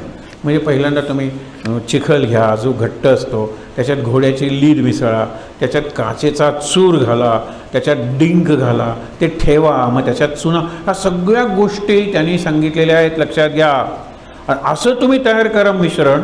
त्यातून त्यांनी तो मारुती तयार केला. ह्या चाफळचा मारुती घ्या की, उभा आहे, खडीचा मारुती आहे. आता नवीन मूर्ती आणल्यात, पण त्या राम लक्ष्मण वगैरे त्या, हा आजूबाजूचे मूर्ती क्रॅक गेल्या इमारतींना, मारुतीला काही झालेलं नाही. त्यावेळेला जे मदत करायला परदेशातले लोक आले, त्यांना आश्चर्य वाटलं. मग ते म्हणाले की ज्या प्लॅटफॉर्मवर मारुती उभा आहे त्याचा काही भाग आम्ही अभ्यासाला घेऊन जाऊ का. घेऊन जा म्हणा. मारुतीच्या मूर्तीला ते काहीच करणार. मूर्ती उभी आहे, तो खाली दगड असतो ना थोडासा, त्याचा आपण शिकतच नाही. आपल्याला अभिमानच वाटत नाही. अभिमान वाटावा, स्वाभिमान जागा व्हावा, आपण जिवंत भारतीय व्हावं. मी भारतीय शब्द वापरतोय. हिंदू वापरायचा असेल तर वापरा सनातनी. त्याच्यासाठी 7 दिवस आपण रामायण ऐकणार आहोत. रामायण, रामाचा जन्म ज्या वंशात झाला त्या वंशाला सूर्यवंश म्हणतात. आपण थोडंसं सुरू करायला हरकत नाही. सूर्यवंश आणि कृष्ण चंद्रवंश. सूर्यचंद्र काय आहे, खूप अर्थ चिंतन त्याच्यावर झालेलं आहे. आपण फक्त एवढंच बघूया. सूर्य आणि चंद्र हे आपल्याला दिसतात, आपल्या जीवनाचे ते आधार आहे. एक लक्षात घ्या, सूर्य म्हणजे बुद्धी, विचार, ज्ञान, डोकं, थिंकिंग, कॉग्निटिव्ह आस्पेक्ट, थिंकिंग फक्त लक्षात ठेवा. चंद्र म्हणजे फिलिंग, चंद्र म्हणजे हृदय, चंद्र म्हणजे भक्ती, प्रेम, भाव, भावना. चंद्र सगळे रस जीवनातले. आई मुलाला दूध पाजते, मूल दूध पितं, त्यातून जो वात्सल्य रस असतो. आता नवीन संवत्सर म्हणतो ना आपण, नवीन संवत्सर, वत्स शब्द आहे त्याच्यात. सम म्हणजे सम्यक, अत्यंत कल्याणकारी. आपण बनवणार आहोत ते, आपण बनवणार आहोत. हे असं काही वरून काय कल्याणकारी काही टाकत नाही. अकल्याणकारी असलं तरी कचऱ्यातून आपण म्हणतो ना, आपण संपत्ती बनवू शकतो. अगदी सुंदर. म्हणून तुम्हाला सांगतो, वत्स म्हणजे वासरू. वासरावर गाईचं जे प्रेम आहे ना, त्याला वात्सल्य शब्द वापरतात. मग आईचं प्रेम तसंच असतं, वात्सल्य. मग हे संवत्सर सुरू झालेलं आहे, त्यातलं जे वात्सल्य आहे ते वात्सल्य चंद्राचा विषय. कसं वाढवायचं वगैरे, पालन पोषण वगैरे शब्द वापरतो ना, त्याच्यातलं पालन आहे ना, पालक आपण पुढे वापरतो, आईचा विषय आहे. पोषण हा वडिलांचा विषय आहे. पोषणाला बुद्धी लागते, कुठली विटॅमिन्स, कुठलं काय काय काय हल्ली सांगतात ना, हे झाले, हे खा ते खा, ही बुद्धी आहे. पण काही झालं तरी मी माझ्या बाळाचा त्याग करणार नाही. होल इन द हार्ट असू दे, जन्मतः त्याला दोष आहे, मी त्याचा त्याग, हे वात्सल्य आहे. दोन्ही पाहिजे, ज्ञानही पाहिजे आणि भावना भक्ती प्रेमही पाहिजे. गोपी हे प्रेमाचं प्रतीक आहे. आपण नंतर रामाच्या भक्तीच्या वेळेला येऊ, त्यावेळेला हे बोलू. तर मुद्दा बघा की हा जो राम आहे त्याचा मूळ कोण आहे हे कृष्णाने गीतेत सांगितलेलं आहे. अर्जुन म्हणतो की अरे किती नवीन ज्ञान आहे. नाही नाही म्हणतो कृष्णा, हे विवस्वान सूर्य इक्ष्वाकू हा पहिला पुरुष रामाच्या कुळातला. मग पुढे ती सगळी कुळं चालली. रामाच्या आधी त्या सूर्यवंशात रामा इतकेच चारित्र्यवान आणि पराक्रमी राजे झालेले आहेत. रामाचं काय वैशिष्ट्य आहे तो तर आपला विषयच आहे.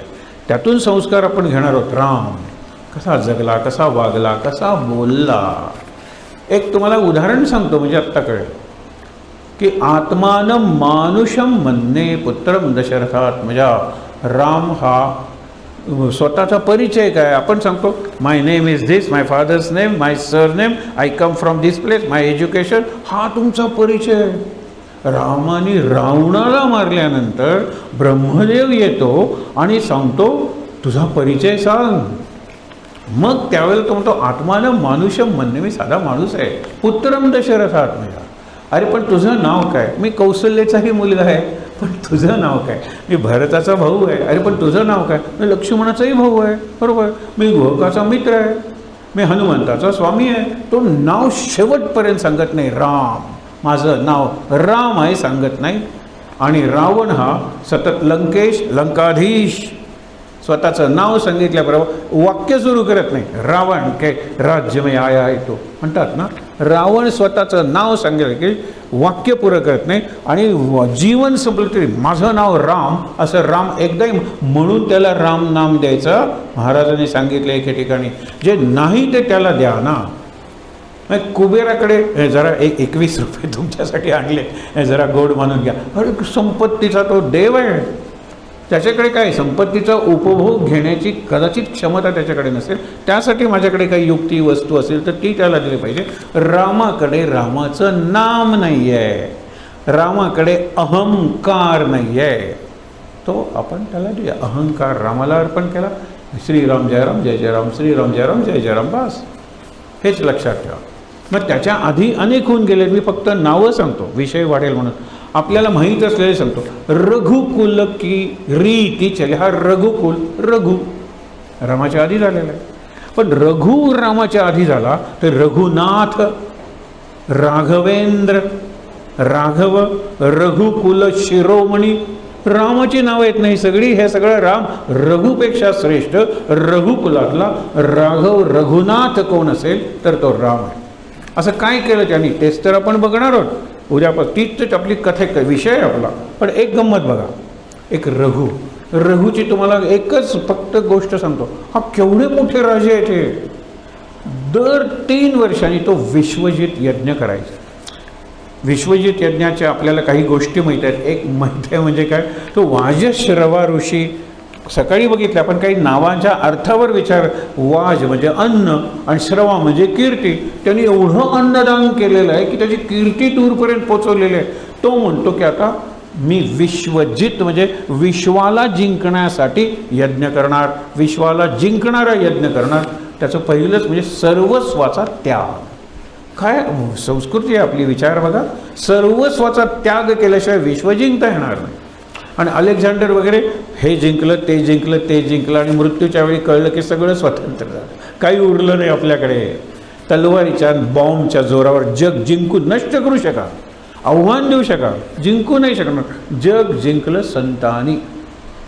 कारण शंकराचार्यांचे जे काही छोटे छोटे प्रश्न लगेच उत्तर आहेत. जितम जगत केन, जग कुणी जिंकलं, मनोही येणं, ज्यांनी मन जिंकलं त्यांनी जग जिंकलं.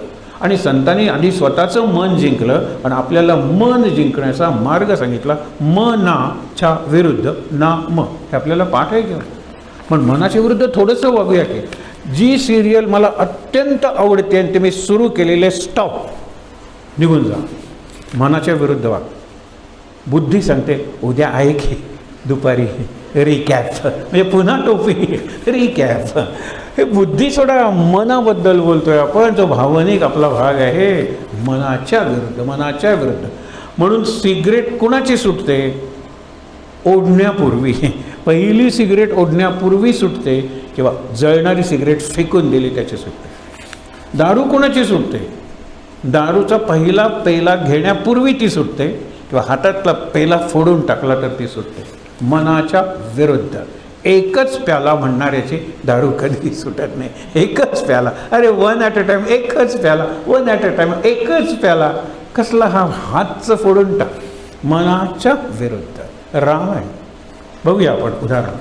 तर तो जो प्रकार आहे तर त्या वाजश्रवानी तुम्हाला पुढची कथा सांगत नाही की मरतुकड्या गायी दान करायला सुरुवात केली. इतक्या शेकडो हजारो गायी असतील त्यांच्या. वाजश्रवा सगळ्यांना अन्न घालायचं आहे. दूरवर कीर्ती म्हणजे काय सगळं गोधन असेल. मरतुकड्या गायी, 10 वर्षाचं पोर आहे. ते विचार करतं. हा विचार करणं आहे ना, हा संस्कार आहे. त्या वाजश्रवाचे वडील आहेत ना, त्यांना त्याच्यात काही चुकतंय काहीतरी, पण एवढं गैर असेल असं नाही. 10 वर्षाचं पोर विचार करू, इतक्या चांगल्या गायी आहेत, गोशाळे आहेत, त्या का नाही दान करत? आणि विश्वजित म्हणजे सर्व दान ना. मग नुसतं बसायचं, ज्याला जी गाय पाहिजे ती घेऊन जा. सर्व मोठ्या चांगल्या गायी ठेवल्यात. त्या गायींचं 3 शब्द वापरलेले. शेवटचं दूध दिलेल्या, शेवटचं पाणी पिलेल्या, शेवटचं गवत खाल्लेल्या. कोणत्याही क्षणी मरतील अशा गायी दान द्यायच्या. म्हणजे दान घेतलेल्याला वाटेत गोहत्येचं पाप, वाटेवरच गाय मिळाली. तो म्हणतो ह्या चांगल्या गायी बाबा बहुतेक माझ्यासाठी राखून ठेवल्या असतात, कारण मी एकटा मुलगा आहे त्यांचा. त्यावेळेला तो म्हणतो बाबा मलाच दान करून टाका. मग प्रश्नच मिटला, मला कोणाला दान करणार? मग ते म्हणतात यमाला दान करणार. मग पुढे जातो, कठोपनिषदाची गोष्ट आहे, पण त्याच्यात तर एकच सांगतो, चिदानंद रूप शिवोहम शिवोहम. उत्तिष्ठत जाग्रत प्राप्य वरान्य बोधत. आज पहिल्या दिवशी काहीतरी ऐकणं महत्त्वाचं असतं. उठा, जागे राहा. जोपर्यंत ज्यांनी मला पाहिजे ते प्राप्त केलेलं त्यांना मी शरण जाऊन ते मिळवत नाही, थांबू नका. प्राप्य वरान, ज्यांना वर, मला आता क्रिकेट शिकायचं तर क्रिकेटमधला जो मोठा आहे, सर्व दृष्टीने चांगला आहे खेळाडू, त्याला मी शरण जाईन, त्याला मी शरण जाईन. गाणं शिकायचं, ते गाणं मला ज्या पद्धतीचं त्या त्या क्षेत्रात. आणि हेच युधिष्ठिराने नाही का सांगितलं का पंथा म्हणून प्रश्न विचारलेला आहे. योग्य मार्ग कुठला, जीवनात योग्य मार्ग कुठला? त्यांनी सांगितले महाजनो येन गतस्स पंथा. प्रत्येक ह्याच्यात महाजन आहेत, महापुरुष, महामानव, महावीर होऊन गेलेले आहेत. त्यांच्या चरणचिन्हावर ते गेले. तसं जग हाच एकमेव मार्ग आहे. अहिंसेचा मार्ग, हिंसेचा, युद्धाचा, शांतीचा, हे नाही, किती मार्ग आहेत. मला पाहिजे त्या ह्याच्यात मला एक प्रयोग करायचे आहेत. फिजिक्समध्ये कलाम आहेत, त्यांची पुस्तकं वाच, त्यांचं चरित्र वाच. आईन्स्टाईन आहे, न्यूटन आहे, आणि यांचे सगळ्यांचे चरित्र मिळतात. हल्ली तर खिशातल्या स्मार्टफोनवर, गुगलवर मिळतात. हल्ली आम्ही पुस्तकांची उदाहरणं देणं बंद केले. गुगल अंकल आहेत आणि यूट्यूब आंटी आहेत. हे 2 अंकल आंटी, मी खरं जबाबदारीने सांगतोय, मला हल्ली सगळे रेफरन्स आहेत. मी यूट्यूबवर तेवढे जात नाही, पण गुगलमध्ये शेवटचा एडिट केव्हा केलेला तारीख असते. आणि बऱ्याच वेळेला आपल्याला पाहिजे असलेला तो तत्कालीन प्रश्न असतो, 3 दिवसापूर्वी एडिट झालेला असतो, 4 दिवसापूर्वी एडिट झालेला असतो. म्हणजे रेफरन्स व्हॅल्यू आहे, कंटेंटची व्हॅल्यू आहे गुगलला. तुम्हाला कृष्णाला 80 मुलं झाली होती, नावं पाहिजेत, गुगलला विचारा. 80 मुलं, ह्याच्या 8 एवढ्या लाडक्या राण्या त्या मुलं पाहिजेत, त्यांच्या गोष्टी. कृष्णाने 8 राण्या कशा मिळवल्या वगैरे वगैरे सगळं आहे हो तिथे. आणि गुगल व्यक्ती नाही आहे, एवढं कसं त्याला माहिती नाही. तो प्लॅटफॉर्म आहे, एक माध्यम आहे. तिथे मी माहिती मिळवतो, मी माहिती भरतो, कारण मला अभिमान आहे, मला त्यातून पैसे मिळवायचे नाही आहेत. पण सम्राट अशोक सम्राट कसा झाला, त्याने किती हिंसा केलेली. विचार करूया आपण. नंतर अहिंसेच्या मार्गाला कसा लागला आणि पहिला पूर्णपणे अहिंसक राजा अशोक कसा झाला, हे सगळं मला शिकायचं असेल तर माझ्या खिशात आहे ते गुगल किंवा स्मार्टफोन. पण मी त्याचा उपयोग जर सर्वनाशासाठी करणार आहे तर मला कोण वाचवणार आहे. असू दे, मी तुम्हाला सांगत होतो रामाच्या ह्याच्यात हा रघुराजा दर 3 वर्षांनी सगळं देऊन टाकायचं, पण त्याचं सैन्य असायचं, त्याचं शौर्य असायचं. परत 3 वर्षात सगळं मिळवायचं, सगळं दान, इतकं दान करायचा की अंगावरची वस्त्र, राजवस्त्र, आपला दरबार म्हणजे राजवाडा, सगळ्याचं दान करायचं. एका पर्णकुटीत म्हणजे झोपडीत राहायचा, वल्कल नेसायचा, झाडाच्या साली गुंडाळायचा आणि पानं खाली टाकून, ज्याला पत्रावळी म्हणतो, आणि मातीच्या गाडग्यातून पाणी प्यायचा. त्यावेळेला त्याचं शौर्य आणि सैन्य होतं. कारण दर 3 वर्षांनी करायचं म्हणजे 3 वर्षात मिळवलं पाहिजे ना. मग अशा वेळेला मग आपण म्हणतो की तो येतो, म्हणतो की मला 14 कोटी सुवर्णमुद्रा पाहिजेत. कौत्स नावाचा एक शिष्य येतो त्याचं, तो म्हणतो की आत्ता माझ्याकडे काही नाही आहे. तो म्हणतो दिसतंच आहे तुझ्याकडे, पण थांब, कुबेरावर स्वारी करूया. ज्यावेळेला कुबेराला कळतं की रघु स्वारी करणार आहे, त्यावेळेला कुबेर वर्षाव करतो आणि आपण दसऱ्याचं सोनं लुटतो वगैरे म्हणतो ना, ती कथा येते. पण ह्या रघुचं काय चारित्र्य आहे. तरी रघुनाथ म्हटल्यानंतर रामच कसा आठवतो. हरिश्चंद्र स्वप्नात विश्वामित्र येतात आणि सांगतात तुझं सर्वस्व मला दे. सर्वस्व दिलं. मग शेवटी तो, त्याची बायको तारामती, मुलगा रोहित अंगावरच्या कपड्यांशी, ते सुद्धा राजवस्त्र नाही, देशोधडीला लागतात. ती सगळी सत्वपरीक्षा आहे हरिश्चंद्राची. रामाचा पूर्वज आहे तो हरिश्चंद्र राजा. मांधाता आहे, दिलीप राजा आहे, सगर राजा आहे आणि भगीरथ ज्याने गंगा आणली खाली आपण म्हणतो. खूप सांगता येणं, हे सगळे रामाच्या आधीचे आहेत. रघुवंशातले राजे, रघुवंश नावाचं नाटक आहे कालिदास, त्याच्यात हे सगळं वर्णन केलेलं आहे. आपला राम इतरांपेक्षा कसा निराळा आहे, त्याचं काय वैशिष्ट्य आहे आणि आपण कुठल्या दृष्टिकोनातून राम पाहणार आहोत, संस्कार घडवणार आहोत. एक लक्षात ठेवा, रामाचा राज्याभिषेक, रामराज्याचं वर्णन आणि रामायण वाचण्याची किंवा ऐकण्याची फलश्रुती, तिथे रामायण संपलं. हे उत्तरकांड आहे ना, ते प्रक्षिप्त आहे. अनेकांची तशी अभ्यास करून सांगतायत, मला तर ते पटतंच, कारण भाषा निराळी आहे, संस्कृती निराळी आहे. एक उदाहरण तुम्हाला देतो, पण प्रत्येक प्रतीत उत्तरकांडाचा अभ्यास करावा. त्यात रावणाचा इतिहास आलेला आहे, अगस्त्य ऋषींचा इतिहास आलेला आहे. तसा रामायण कथेशी काही संबंध नाही असा. एक प्रसंग तुम्हाला सांगतो, कसं ते प्रक्षिप्त म्हणजे मागून घुसडलेलं आहे. त्याच्यात सीतेचा त्याग येतो. मूळ रामायणात कुठे त्याग येतो. राम राज्यावर बसला, रामराज्य सुरू झालं, सगळे सुखात होते, गरजा जय जयकार म्हणतात ना, त्रिवार जय जयकार, हे तिथे संपतं रामायण. मग पुढे मग सीतेचा त्याग, शंभुक शूद्र, त्याचा वध, मारा रामाला. विचार करा, एकच प्रसंग सांगतो, त्याग करायला सांगतो. त्याग अशा ठिकाणी कर की जिथे ऋषींचा आश्रम असेल, लक्ष्मणाला सांगितलेलं आहे. आता लगेच आपण सीतेचं वकील पत्र घेतो. काय राम, पत्नीचा त्याग केला, एकतर पत्नी टिकवता आली नाही, मिळवली वानरांच्या मदतीनं, आल्यावर त्याग केला आणि नंतर ती आली, वाल्मिकी त्यांना घेऊन येतात ना, सीता आणि 2 मुलं, कुशल, ही तुझीच मुलं आहेत आणि तुझी पत्नी सीता. सीता म्हणते मुलांचा सांभाळ कर, मी माझ्या आईकडे जाते, म्हणून ते भूमिगत होते. काय रामाचं वैवाहिक जीवन आहे हो, वैवाहिक जीवन काय आहे रामाचं बघा. तर मला काय सांगायचं आहे, एक प्रसंग आहे. लोक प्रश्न विचारतात की वरून जात असताना 5 मिनिटात संपूया. वरून ती जात होती, रावण तिला नेत होता. अशा वेळेला एक पर्वत आहे, ती कथा सगळं येणार आहेत, नावं वगैरे पुढे, काही वानरं वगैरे बसलेली आहेत. सीता अलंकाराची एक पुरचुंडी, छोटीशी पोटली टाकते. वानरच ते बघतात वगैरे, काय दागिने, वानरांना कशाला दागिने, वानरांच्या स्त्रीला लागतील. पण हे सगळे हद्दपार झालेले, वालीनी राज्यातून हाकलून दिलेले सुग्रीव, नळ, नीळ, जांबुवंत, हनुमान, बस एवढेच आहे. ठेवून द्या, आपल्याला काय उपयोग आहे. ज्यावेळेला तो म्हणतो की अशी एक जात होती, बहुतेक ती सीता असेल, कारण शबरीनं पूर्णपणे, काय सुंदर प्रसंग आहे. तुम्हाला शेवट करायचं तर इथेच कुठला राम आपल्यावर संस्कार घडवणार आहे ते बघायचं आहे. आपण म्हणतो रघुपती राघव राजाराम पतित पावन सीताराम. एक राजाराम आहे, दुसरा पतित पावन आहे. पतित पावन आपल्याला पाहिजे. राजारामाचा जय जयकार करूया ना, राजारामाचे पोवाडे गाऊया, पण माझ्या जीवनात मीच माझं जे पतन घडवतोय, fall, decline and fall, not rise and fall, decline and fall आपण घडवतोय, स्वतःचा अधःपात आणि पूर्ण विनाश. अशा ठिकाणी तुम्हाला वाटतंय मी खूप बोलतोय, अगदी टोकाला जाऊन बोलतोय, माझ्यासमोर बसलेले लोक आहेत त्यांनी खरंच विचार करायला पाहिजे. डिक्लाइन म्हणजे अधःपात, पतन, आणि फॉल अधःपात, पतन आणि अधःपात, इथून वरती आपल्याला यायचं आहे, त्याच्यासाठी रामायण.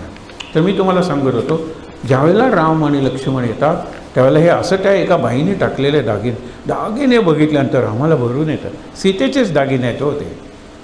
तो लक्ष्मणाला विचारतो, बघ बघ बघ. तो तिला जानकी म्हणतच नाही, सीता मैया म्हणतो. नाहम जानामी केयुरे, आपण बघूया, भांगतिळा मी ओळखत नाही, कानातले कर्णभूषण मी ओळखत नाही, नथ वगैरे मी बघितलेले नाही, हे मी बघितलेलं नाही, कंबरपट्टा बघितलेला नाही, बाजूबंद, मी उदाहरण देतो तुम्हाला, इतके दागिने होते असं मला कृपया विचार, बाजूबंद मी बघितलेले नाहीत. ज्या वेळेला पैंजण नूपुर दाखवले जातात त्यावेळेला लक्ष्मणाच्या डोळ्यातून अश्रू येतात, हे सीतेचे आहेत.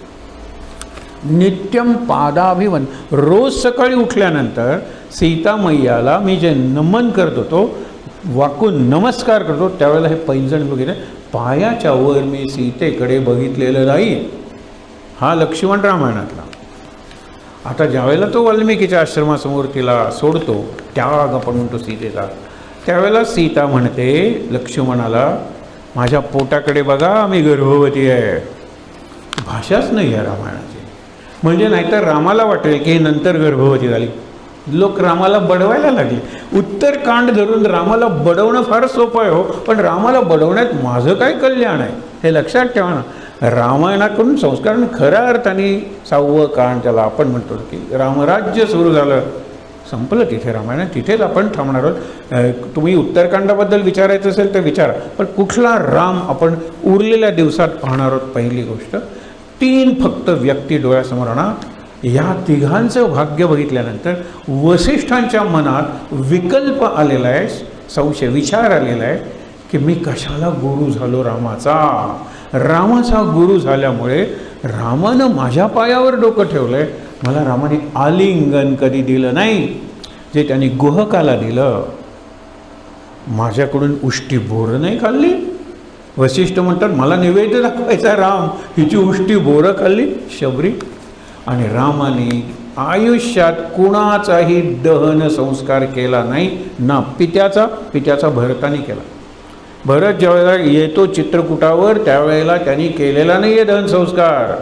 दशरथाचं प्रेत एका द्रोणीत, म्हणजे अशी होडी असते तसं पात्र तयार करून त्याच्यात निरनिराळे मसाले घालून, तेल घालून त्या तेलात ठेवलेला आहे. तो सांगतो मी 14 वर्ष रघुकुल की रती चली आई ना, मी जातो ना, मी रघुकुलातलाच आहे, 14 वर्ष मी जातो, तू जा राज्य कर आणि वडिलांचा अग्निसंस्कार कर. मग संपल्या विनाही वरचे दशोत्तरी 4, अयोध्येस नाही येणे, सत्य हे त्रिवार, सत्य हे त्रिवार, सत्य हे त्रिवार. राम ऐकलं, आपलं पाठ आहे आपल्याला गीत रामायणात. भरत खालच्या आवाजात म्हणतो मीही तुला सत्य हे त्रिवार, सत्य हे त्रिवार, सत्य हे त्रिवार सांगतो. तू 14 वर्ष संपल्याशिवाय जर अयोध्येत येणार नाहीस तर तुझ्या पावलानंतर माझी पावलं अयोध्येत पडतील. मीही 14 वर्ष अयोध्येत जाणार नाही. भरताने केलं काय, सिंहासनच बाहेर आणलं अयोध्येच्या. फार सुंदर प्रसंग आहे. भरत हा तुम्हाला सांगतो जगातला पहिला विश्वस्त ट्रस्टी कसा असावा, भरतासारखा. काही एन्जॉय केलेलं नाही आहे त्याने. बघूया नंतर, सुंदर प्रसंग आहे. पुढे जाऊया आपण.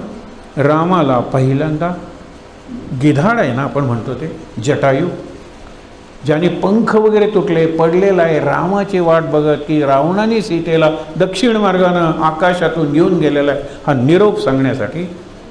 त्यावेळेला राम, खरंच ते गीत रामायणातलं फार सुंदर आहे, पण लोकांना माहीत नाही ते गीत. ज्यावेळेला तो पडलेला आहे रक्तबंबाळ होऊन, त्यावेळेला ह्यानीच सीतेला काहीतरी केलं आहे म्हणून राम त्या जटायूला मारण्यासाठी जातो धनुष्य बाण घेऊन. त्यावेळेला मेलेल्यालाच का मारतोस रामा.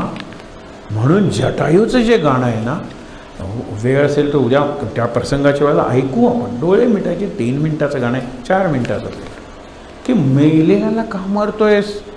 अरे मी प्राण कंठाशी आलेला असताना थांबलोय तुला निरोप देण्यासाठी. रामा, मी सेवक आहे तुझा, मी सेवक आहे सीतेचा. शेवटपर्यंत लढलो. रावणाने ज्या वेळेला पंखच कापले त्यावेळेला माझा नाईलाज झाला, मी असा पडलेलो आहे. रामाच्या डोळ्यात पाणी आलं. रामाने जटायूची मान आपल्या मांडीवर घेतली. महाराजांचं चरित्र आठवा. अनेक जण म्हणायचे, महाराज रामाच्या समोर तुमच्या मांडीवर मरण यावं. महाराजांनी काही जणांना सांगितलं तो योग नाही आहे, म्हणजे आम्ही तुमच्या आधी मरणार आहोत. सुंदर आहे. जटायूची मान घेतलेली आहे. जटायू त्याच्याकडे बघतो, राम राम राम म्हणत प्राण सोडतो. शेवटचा श्वास जर रामात गेला तर तो रामभूमीला साकेतलाच गेला आपण म्हणूया. इथे तर रामाकडे बघत साक्षात 3दा राम म्हणत प्राण सोडतो.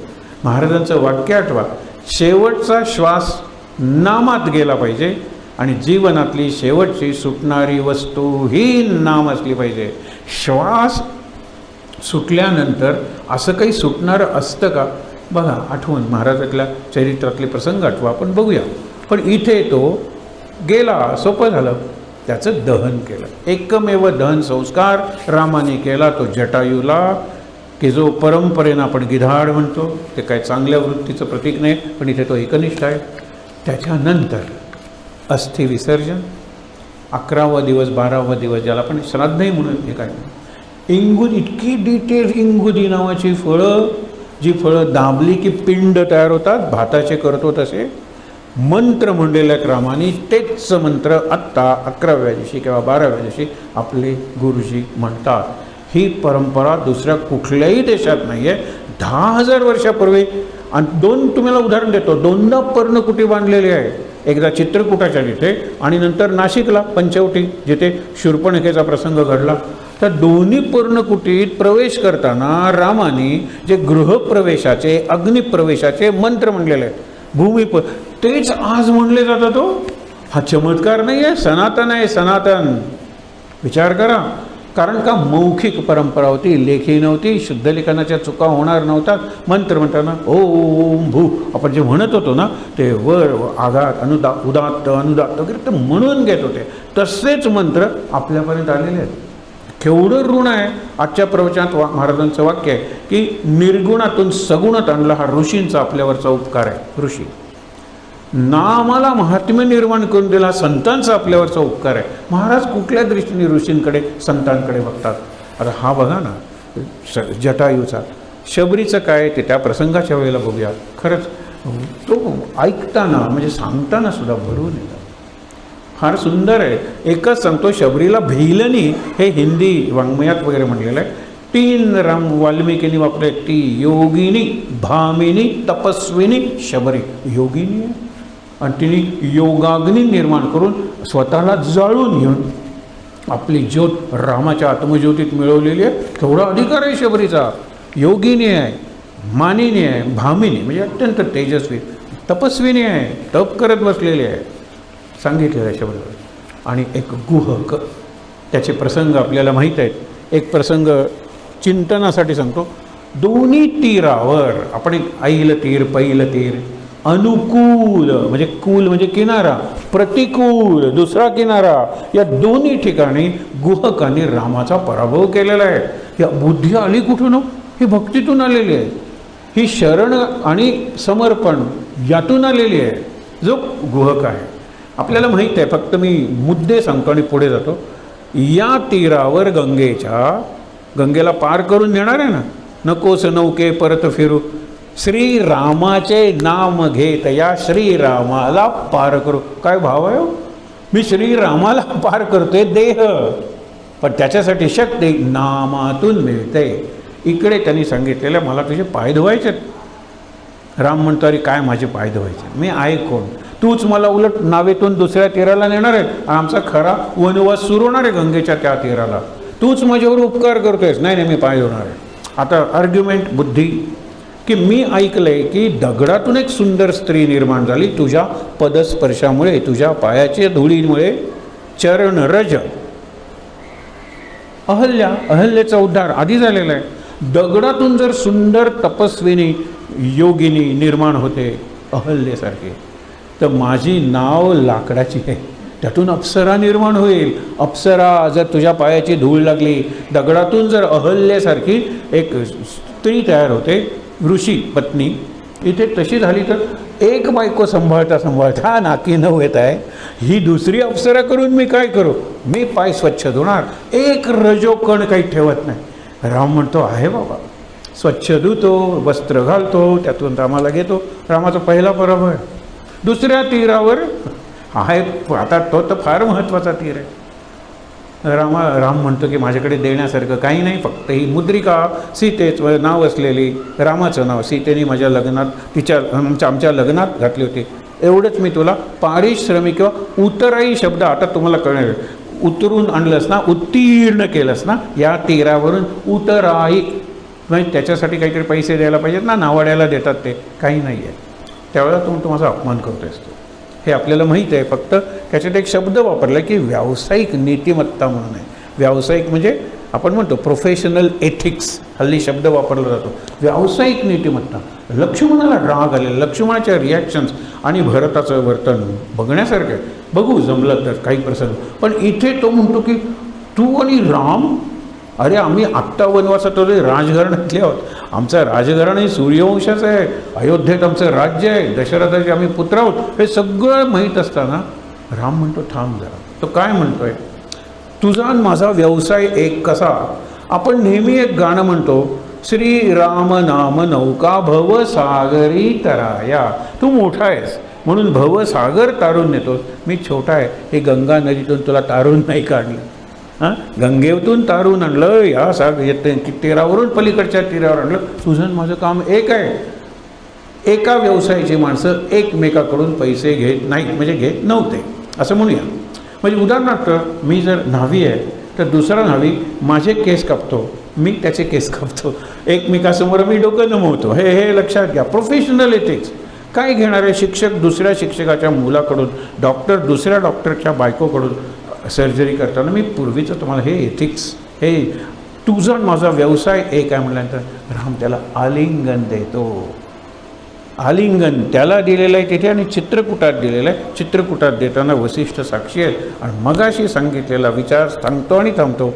वसिष्ठांच्या मनात एक वैषम्य, एक वाईट म्हणजे वाईट विचार आलेला की कशाला मी रामाचा गुरु झालो, मी जर गुहक झालो असतो.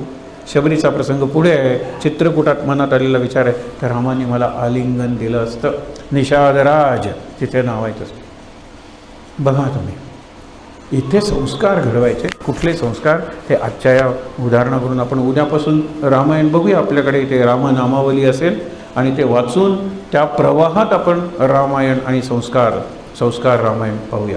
जसं अध्यात्म रामायण, भावार्थ रामायण, संस्कार रामायण. रामलला बसलेला आहे, आपण त्याच्या जन्माकडे निघालेलो आहे. त्या ठिकाणी ताड बसूया, शांत. रामललाचे डोळे, त्याच्या चेहऱ्यावरचं हास्य, त्याच्या गालावरचं तेज, ते मुकुटातून दिसणारे घुंगराले म्हणजे कुरळे केस बघूया.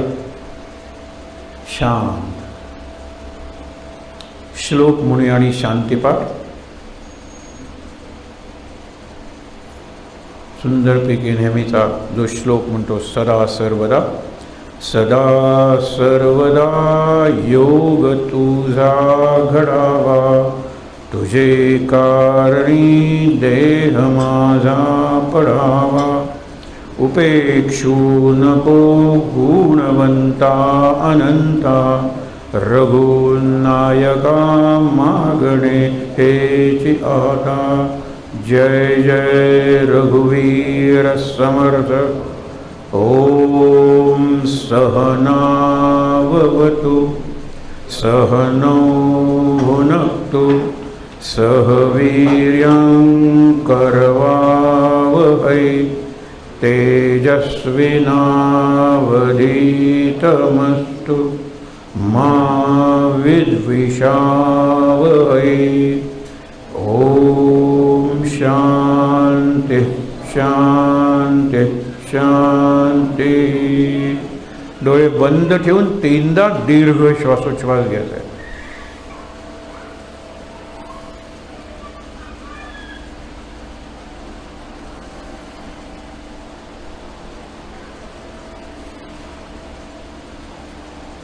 हातावर हात चोळायचे आणि ते छानपैकी चेहऱ्यावर डोळ्यांवर चोळायचे.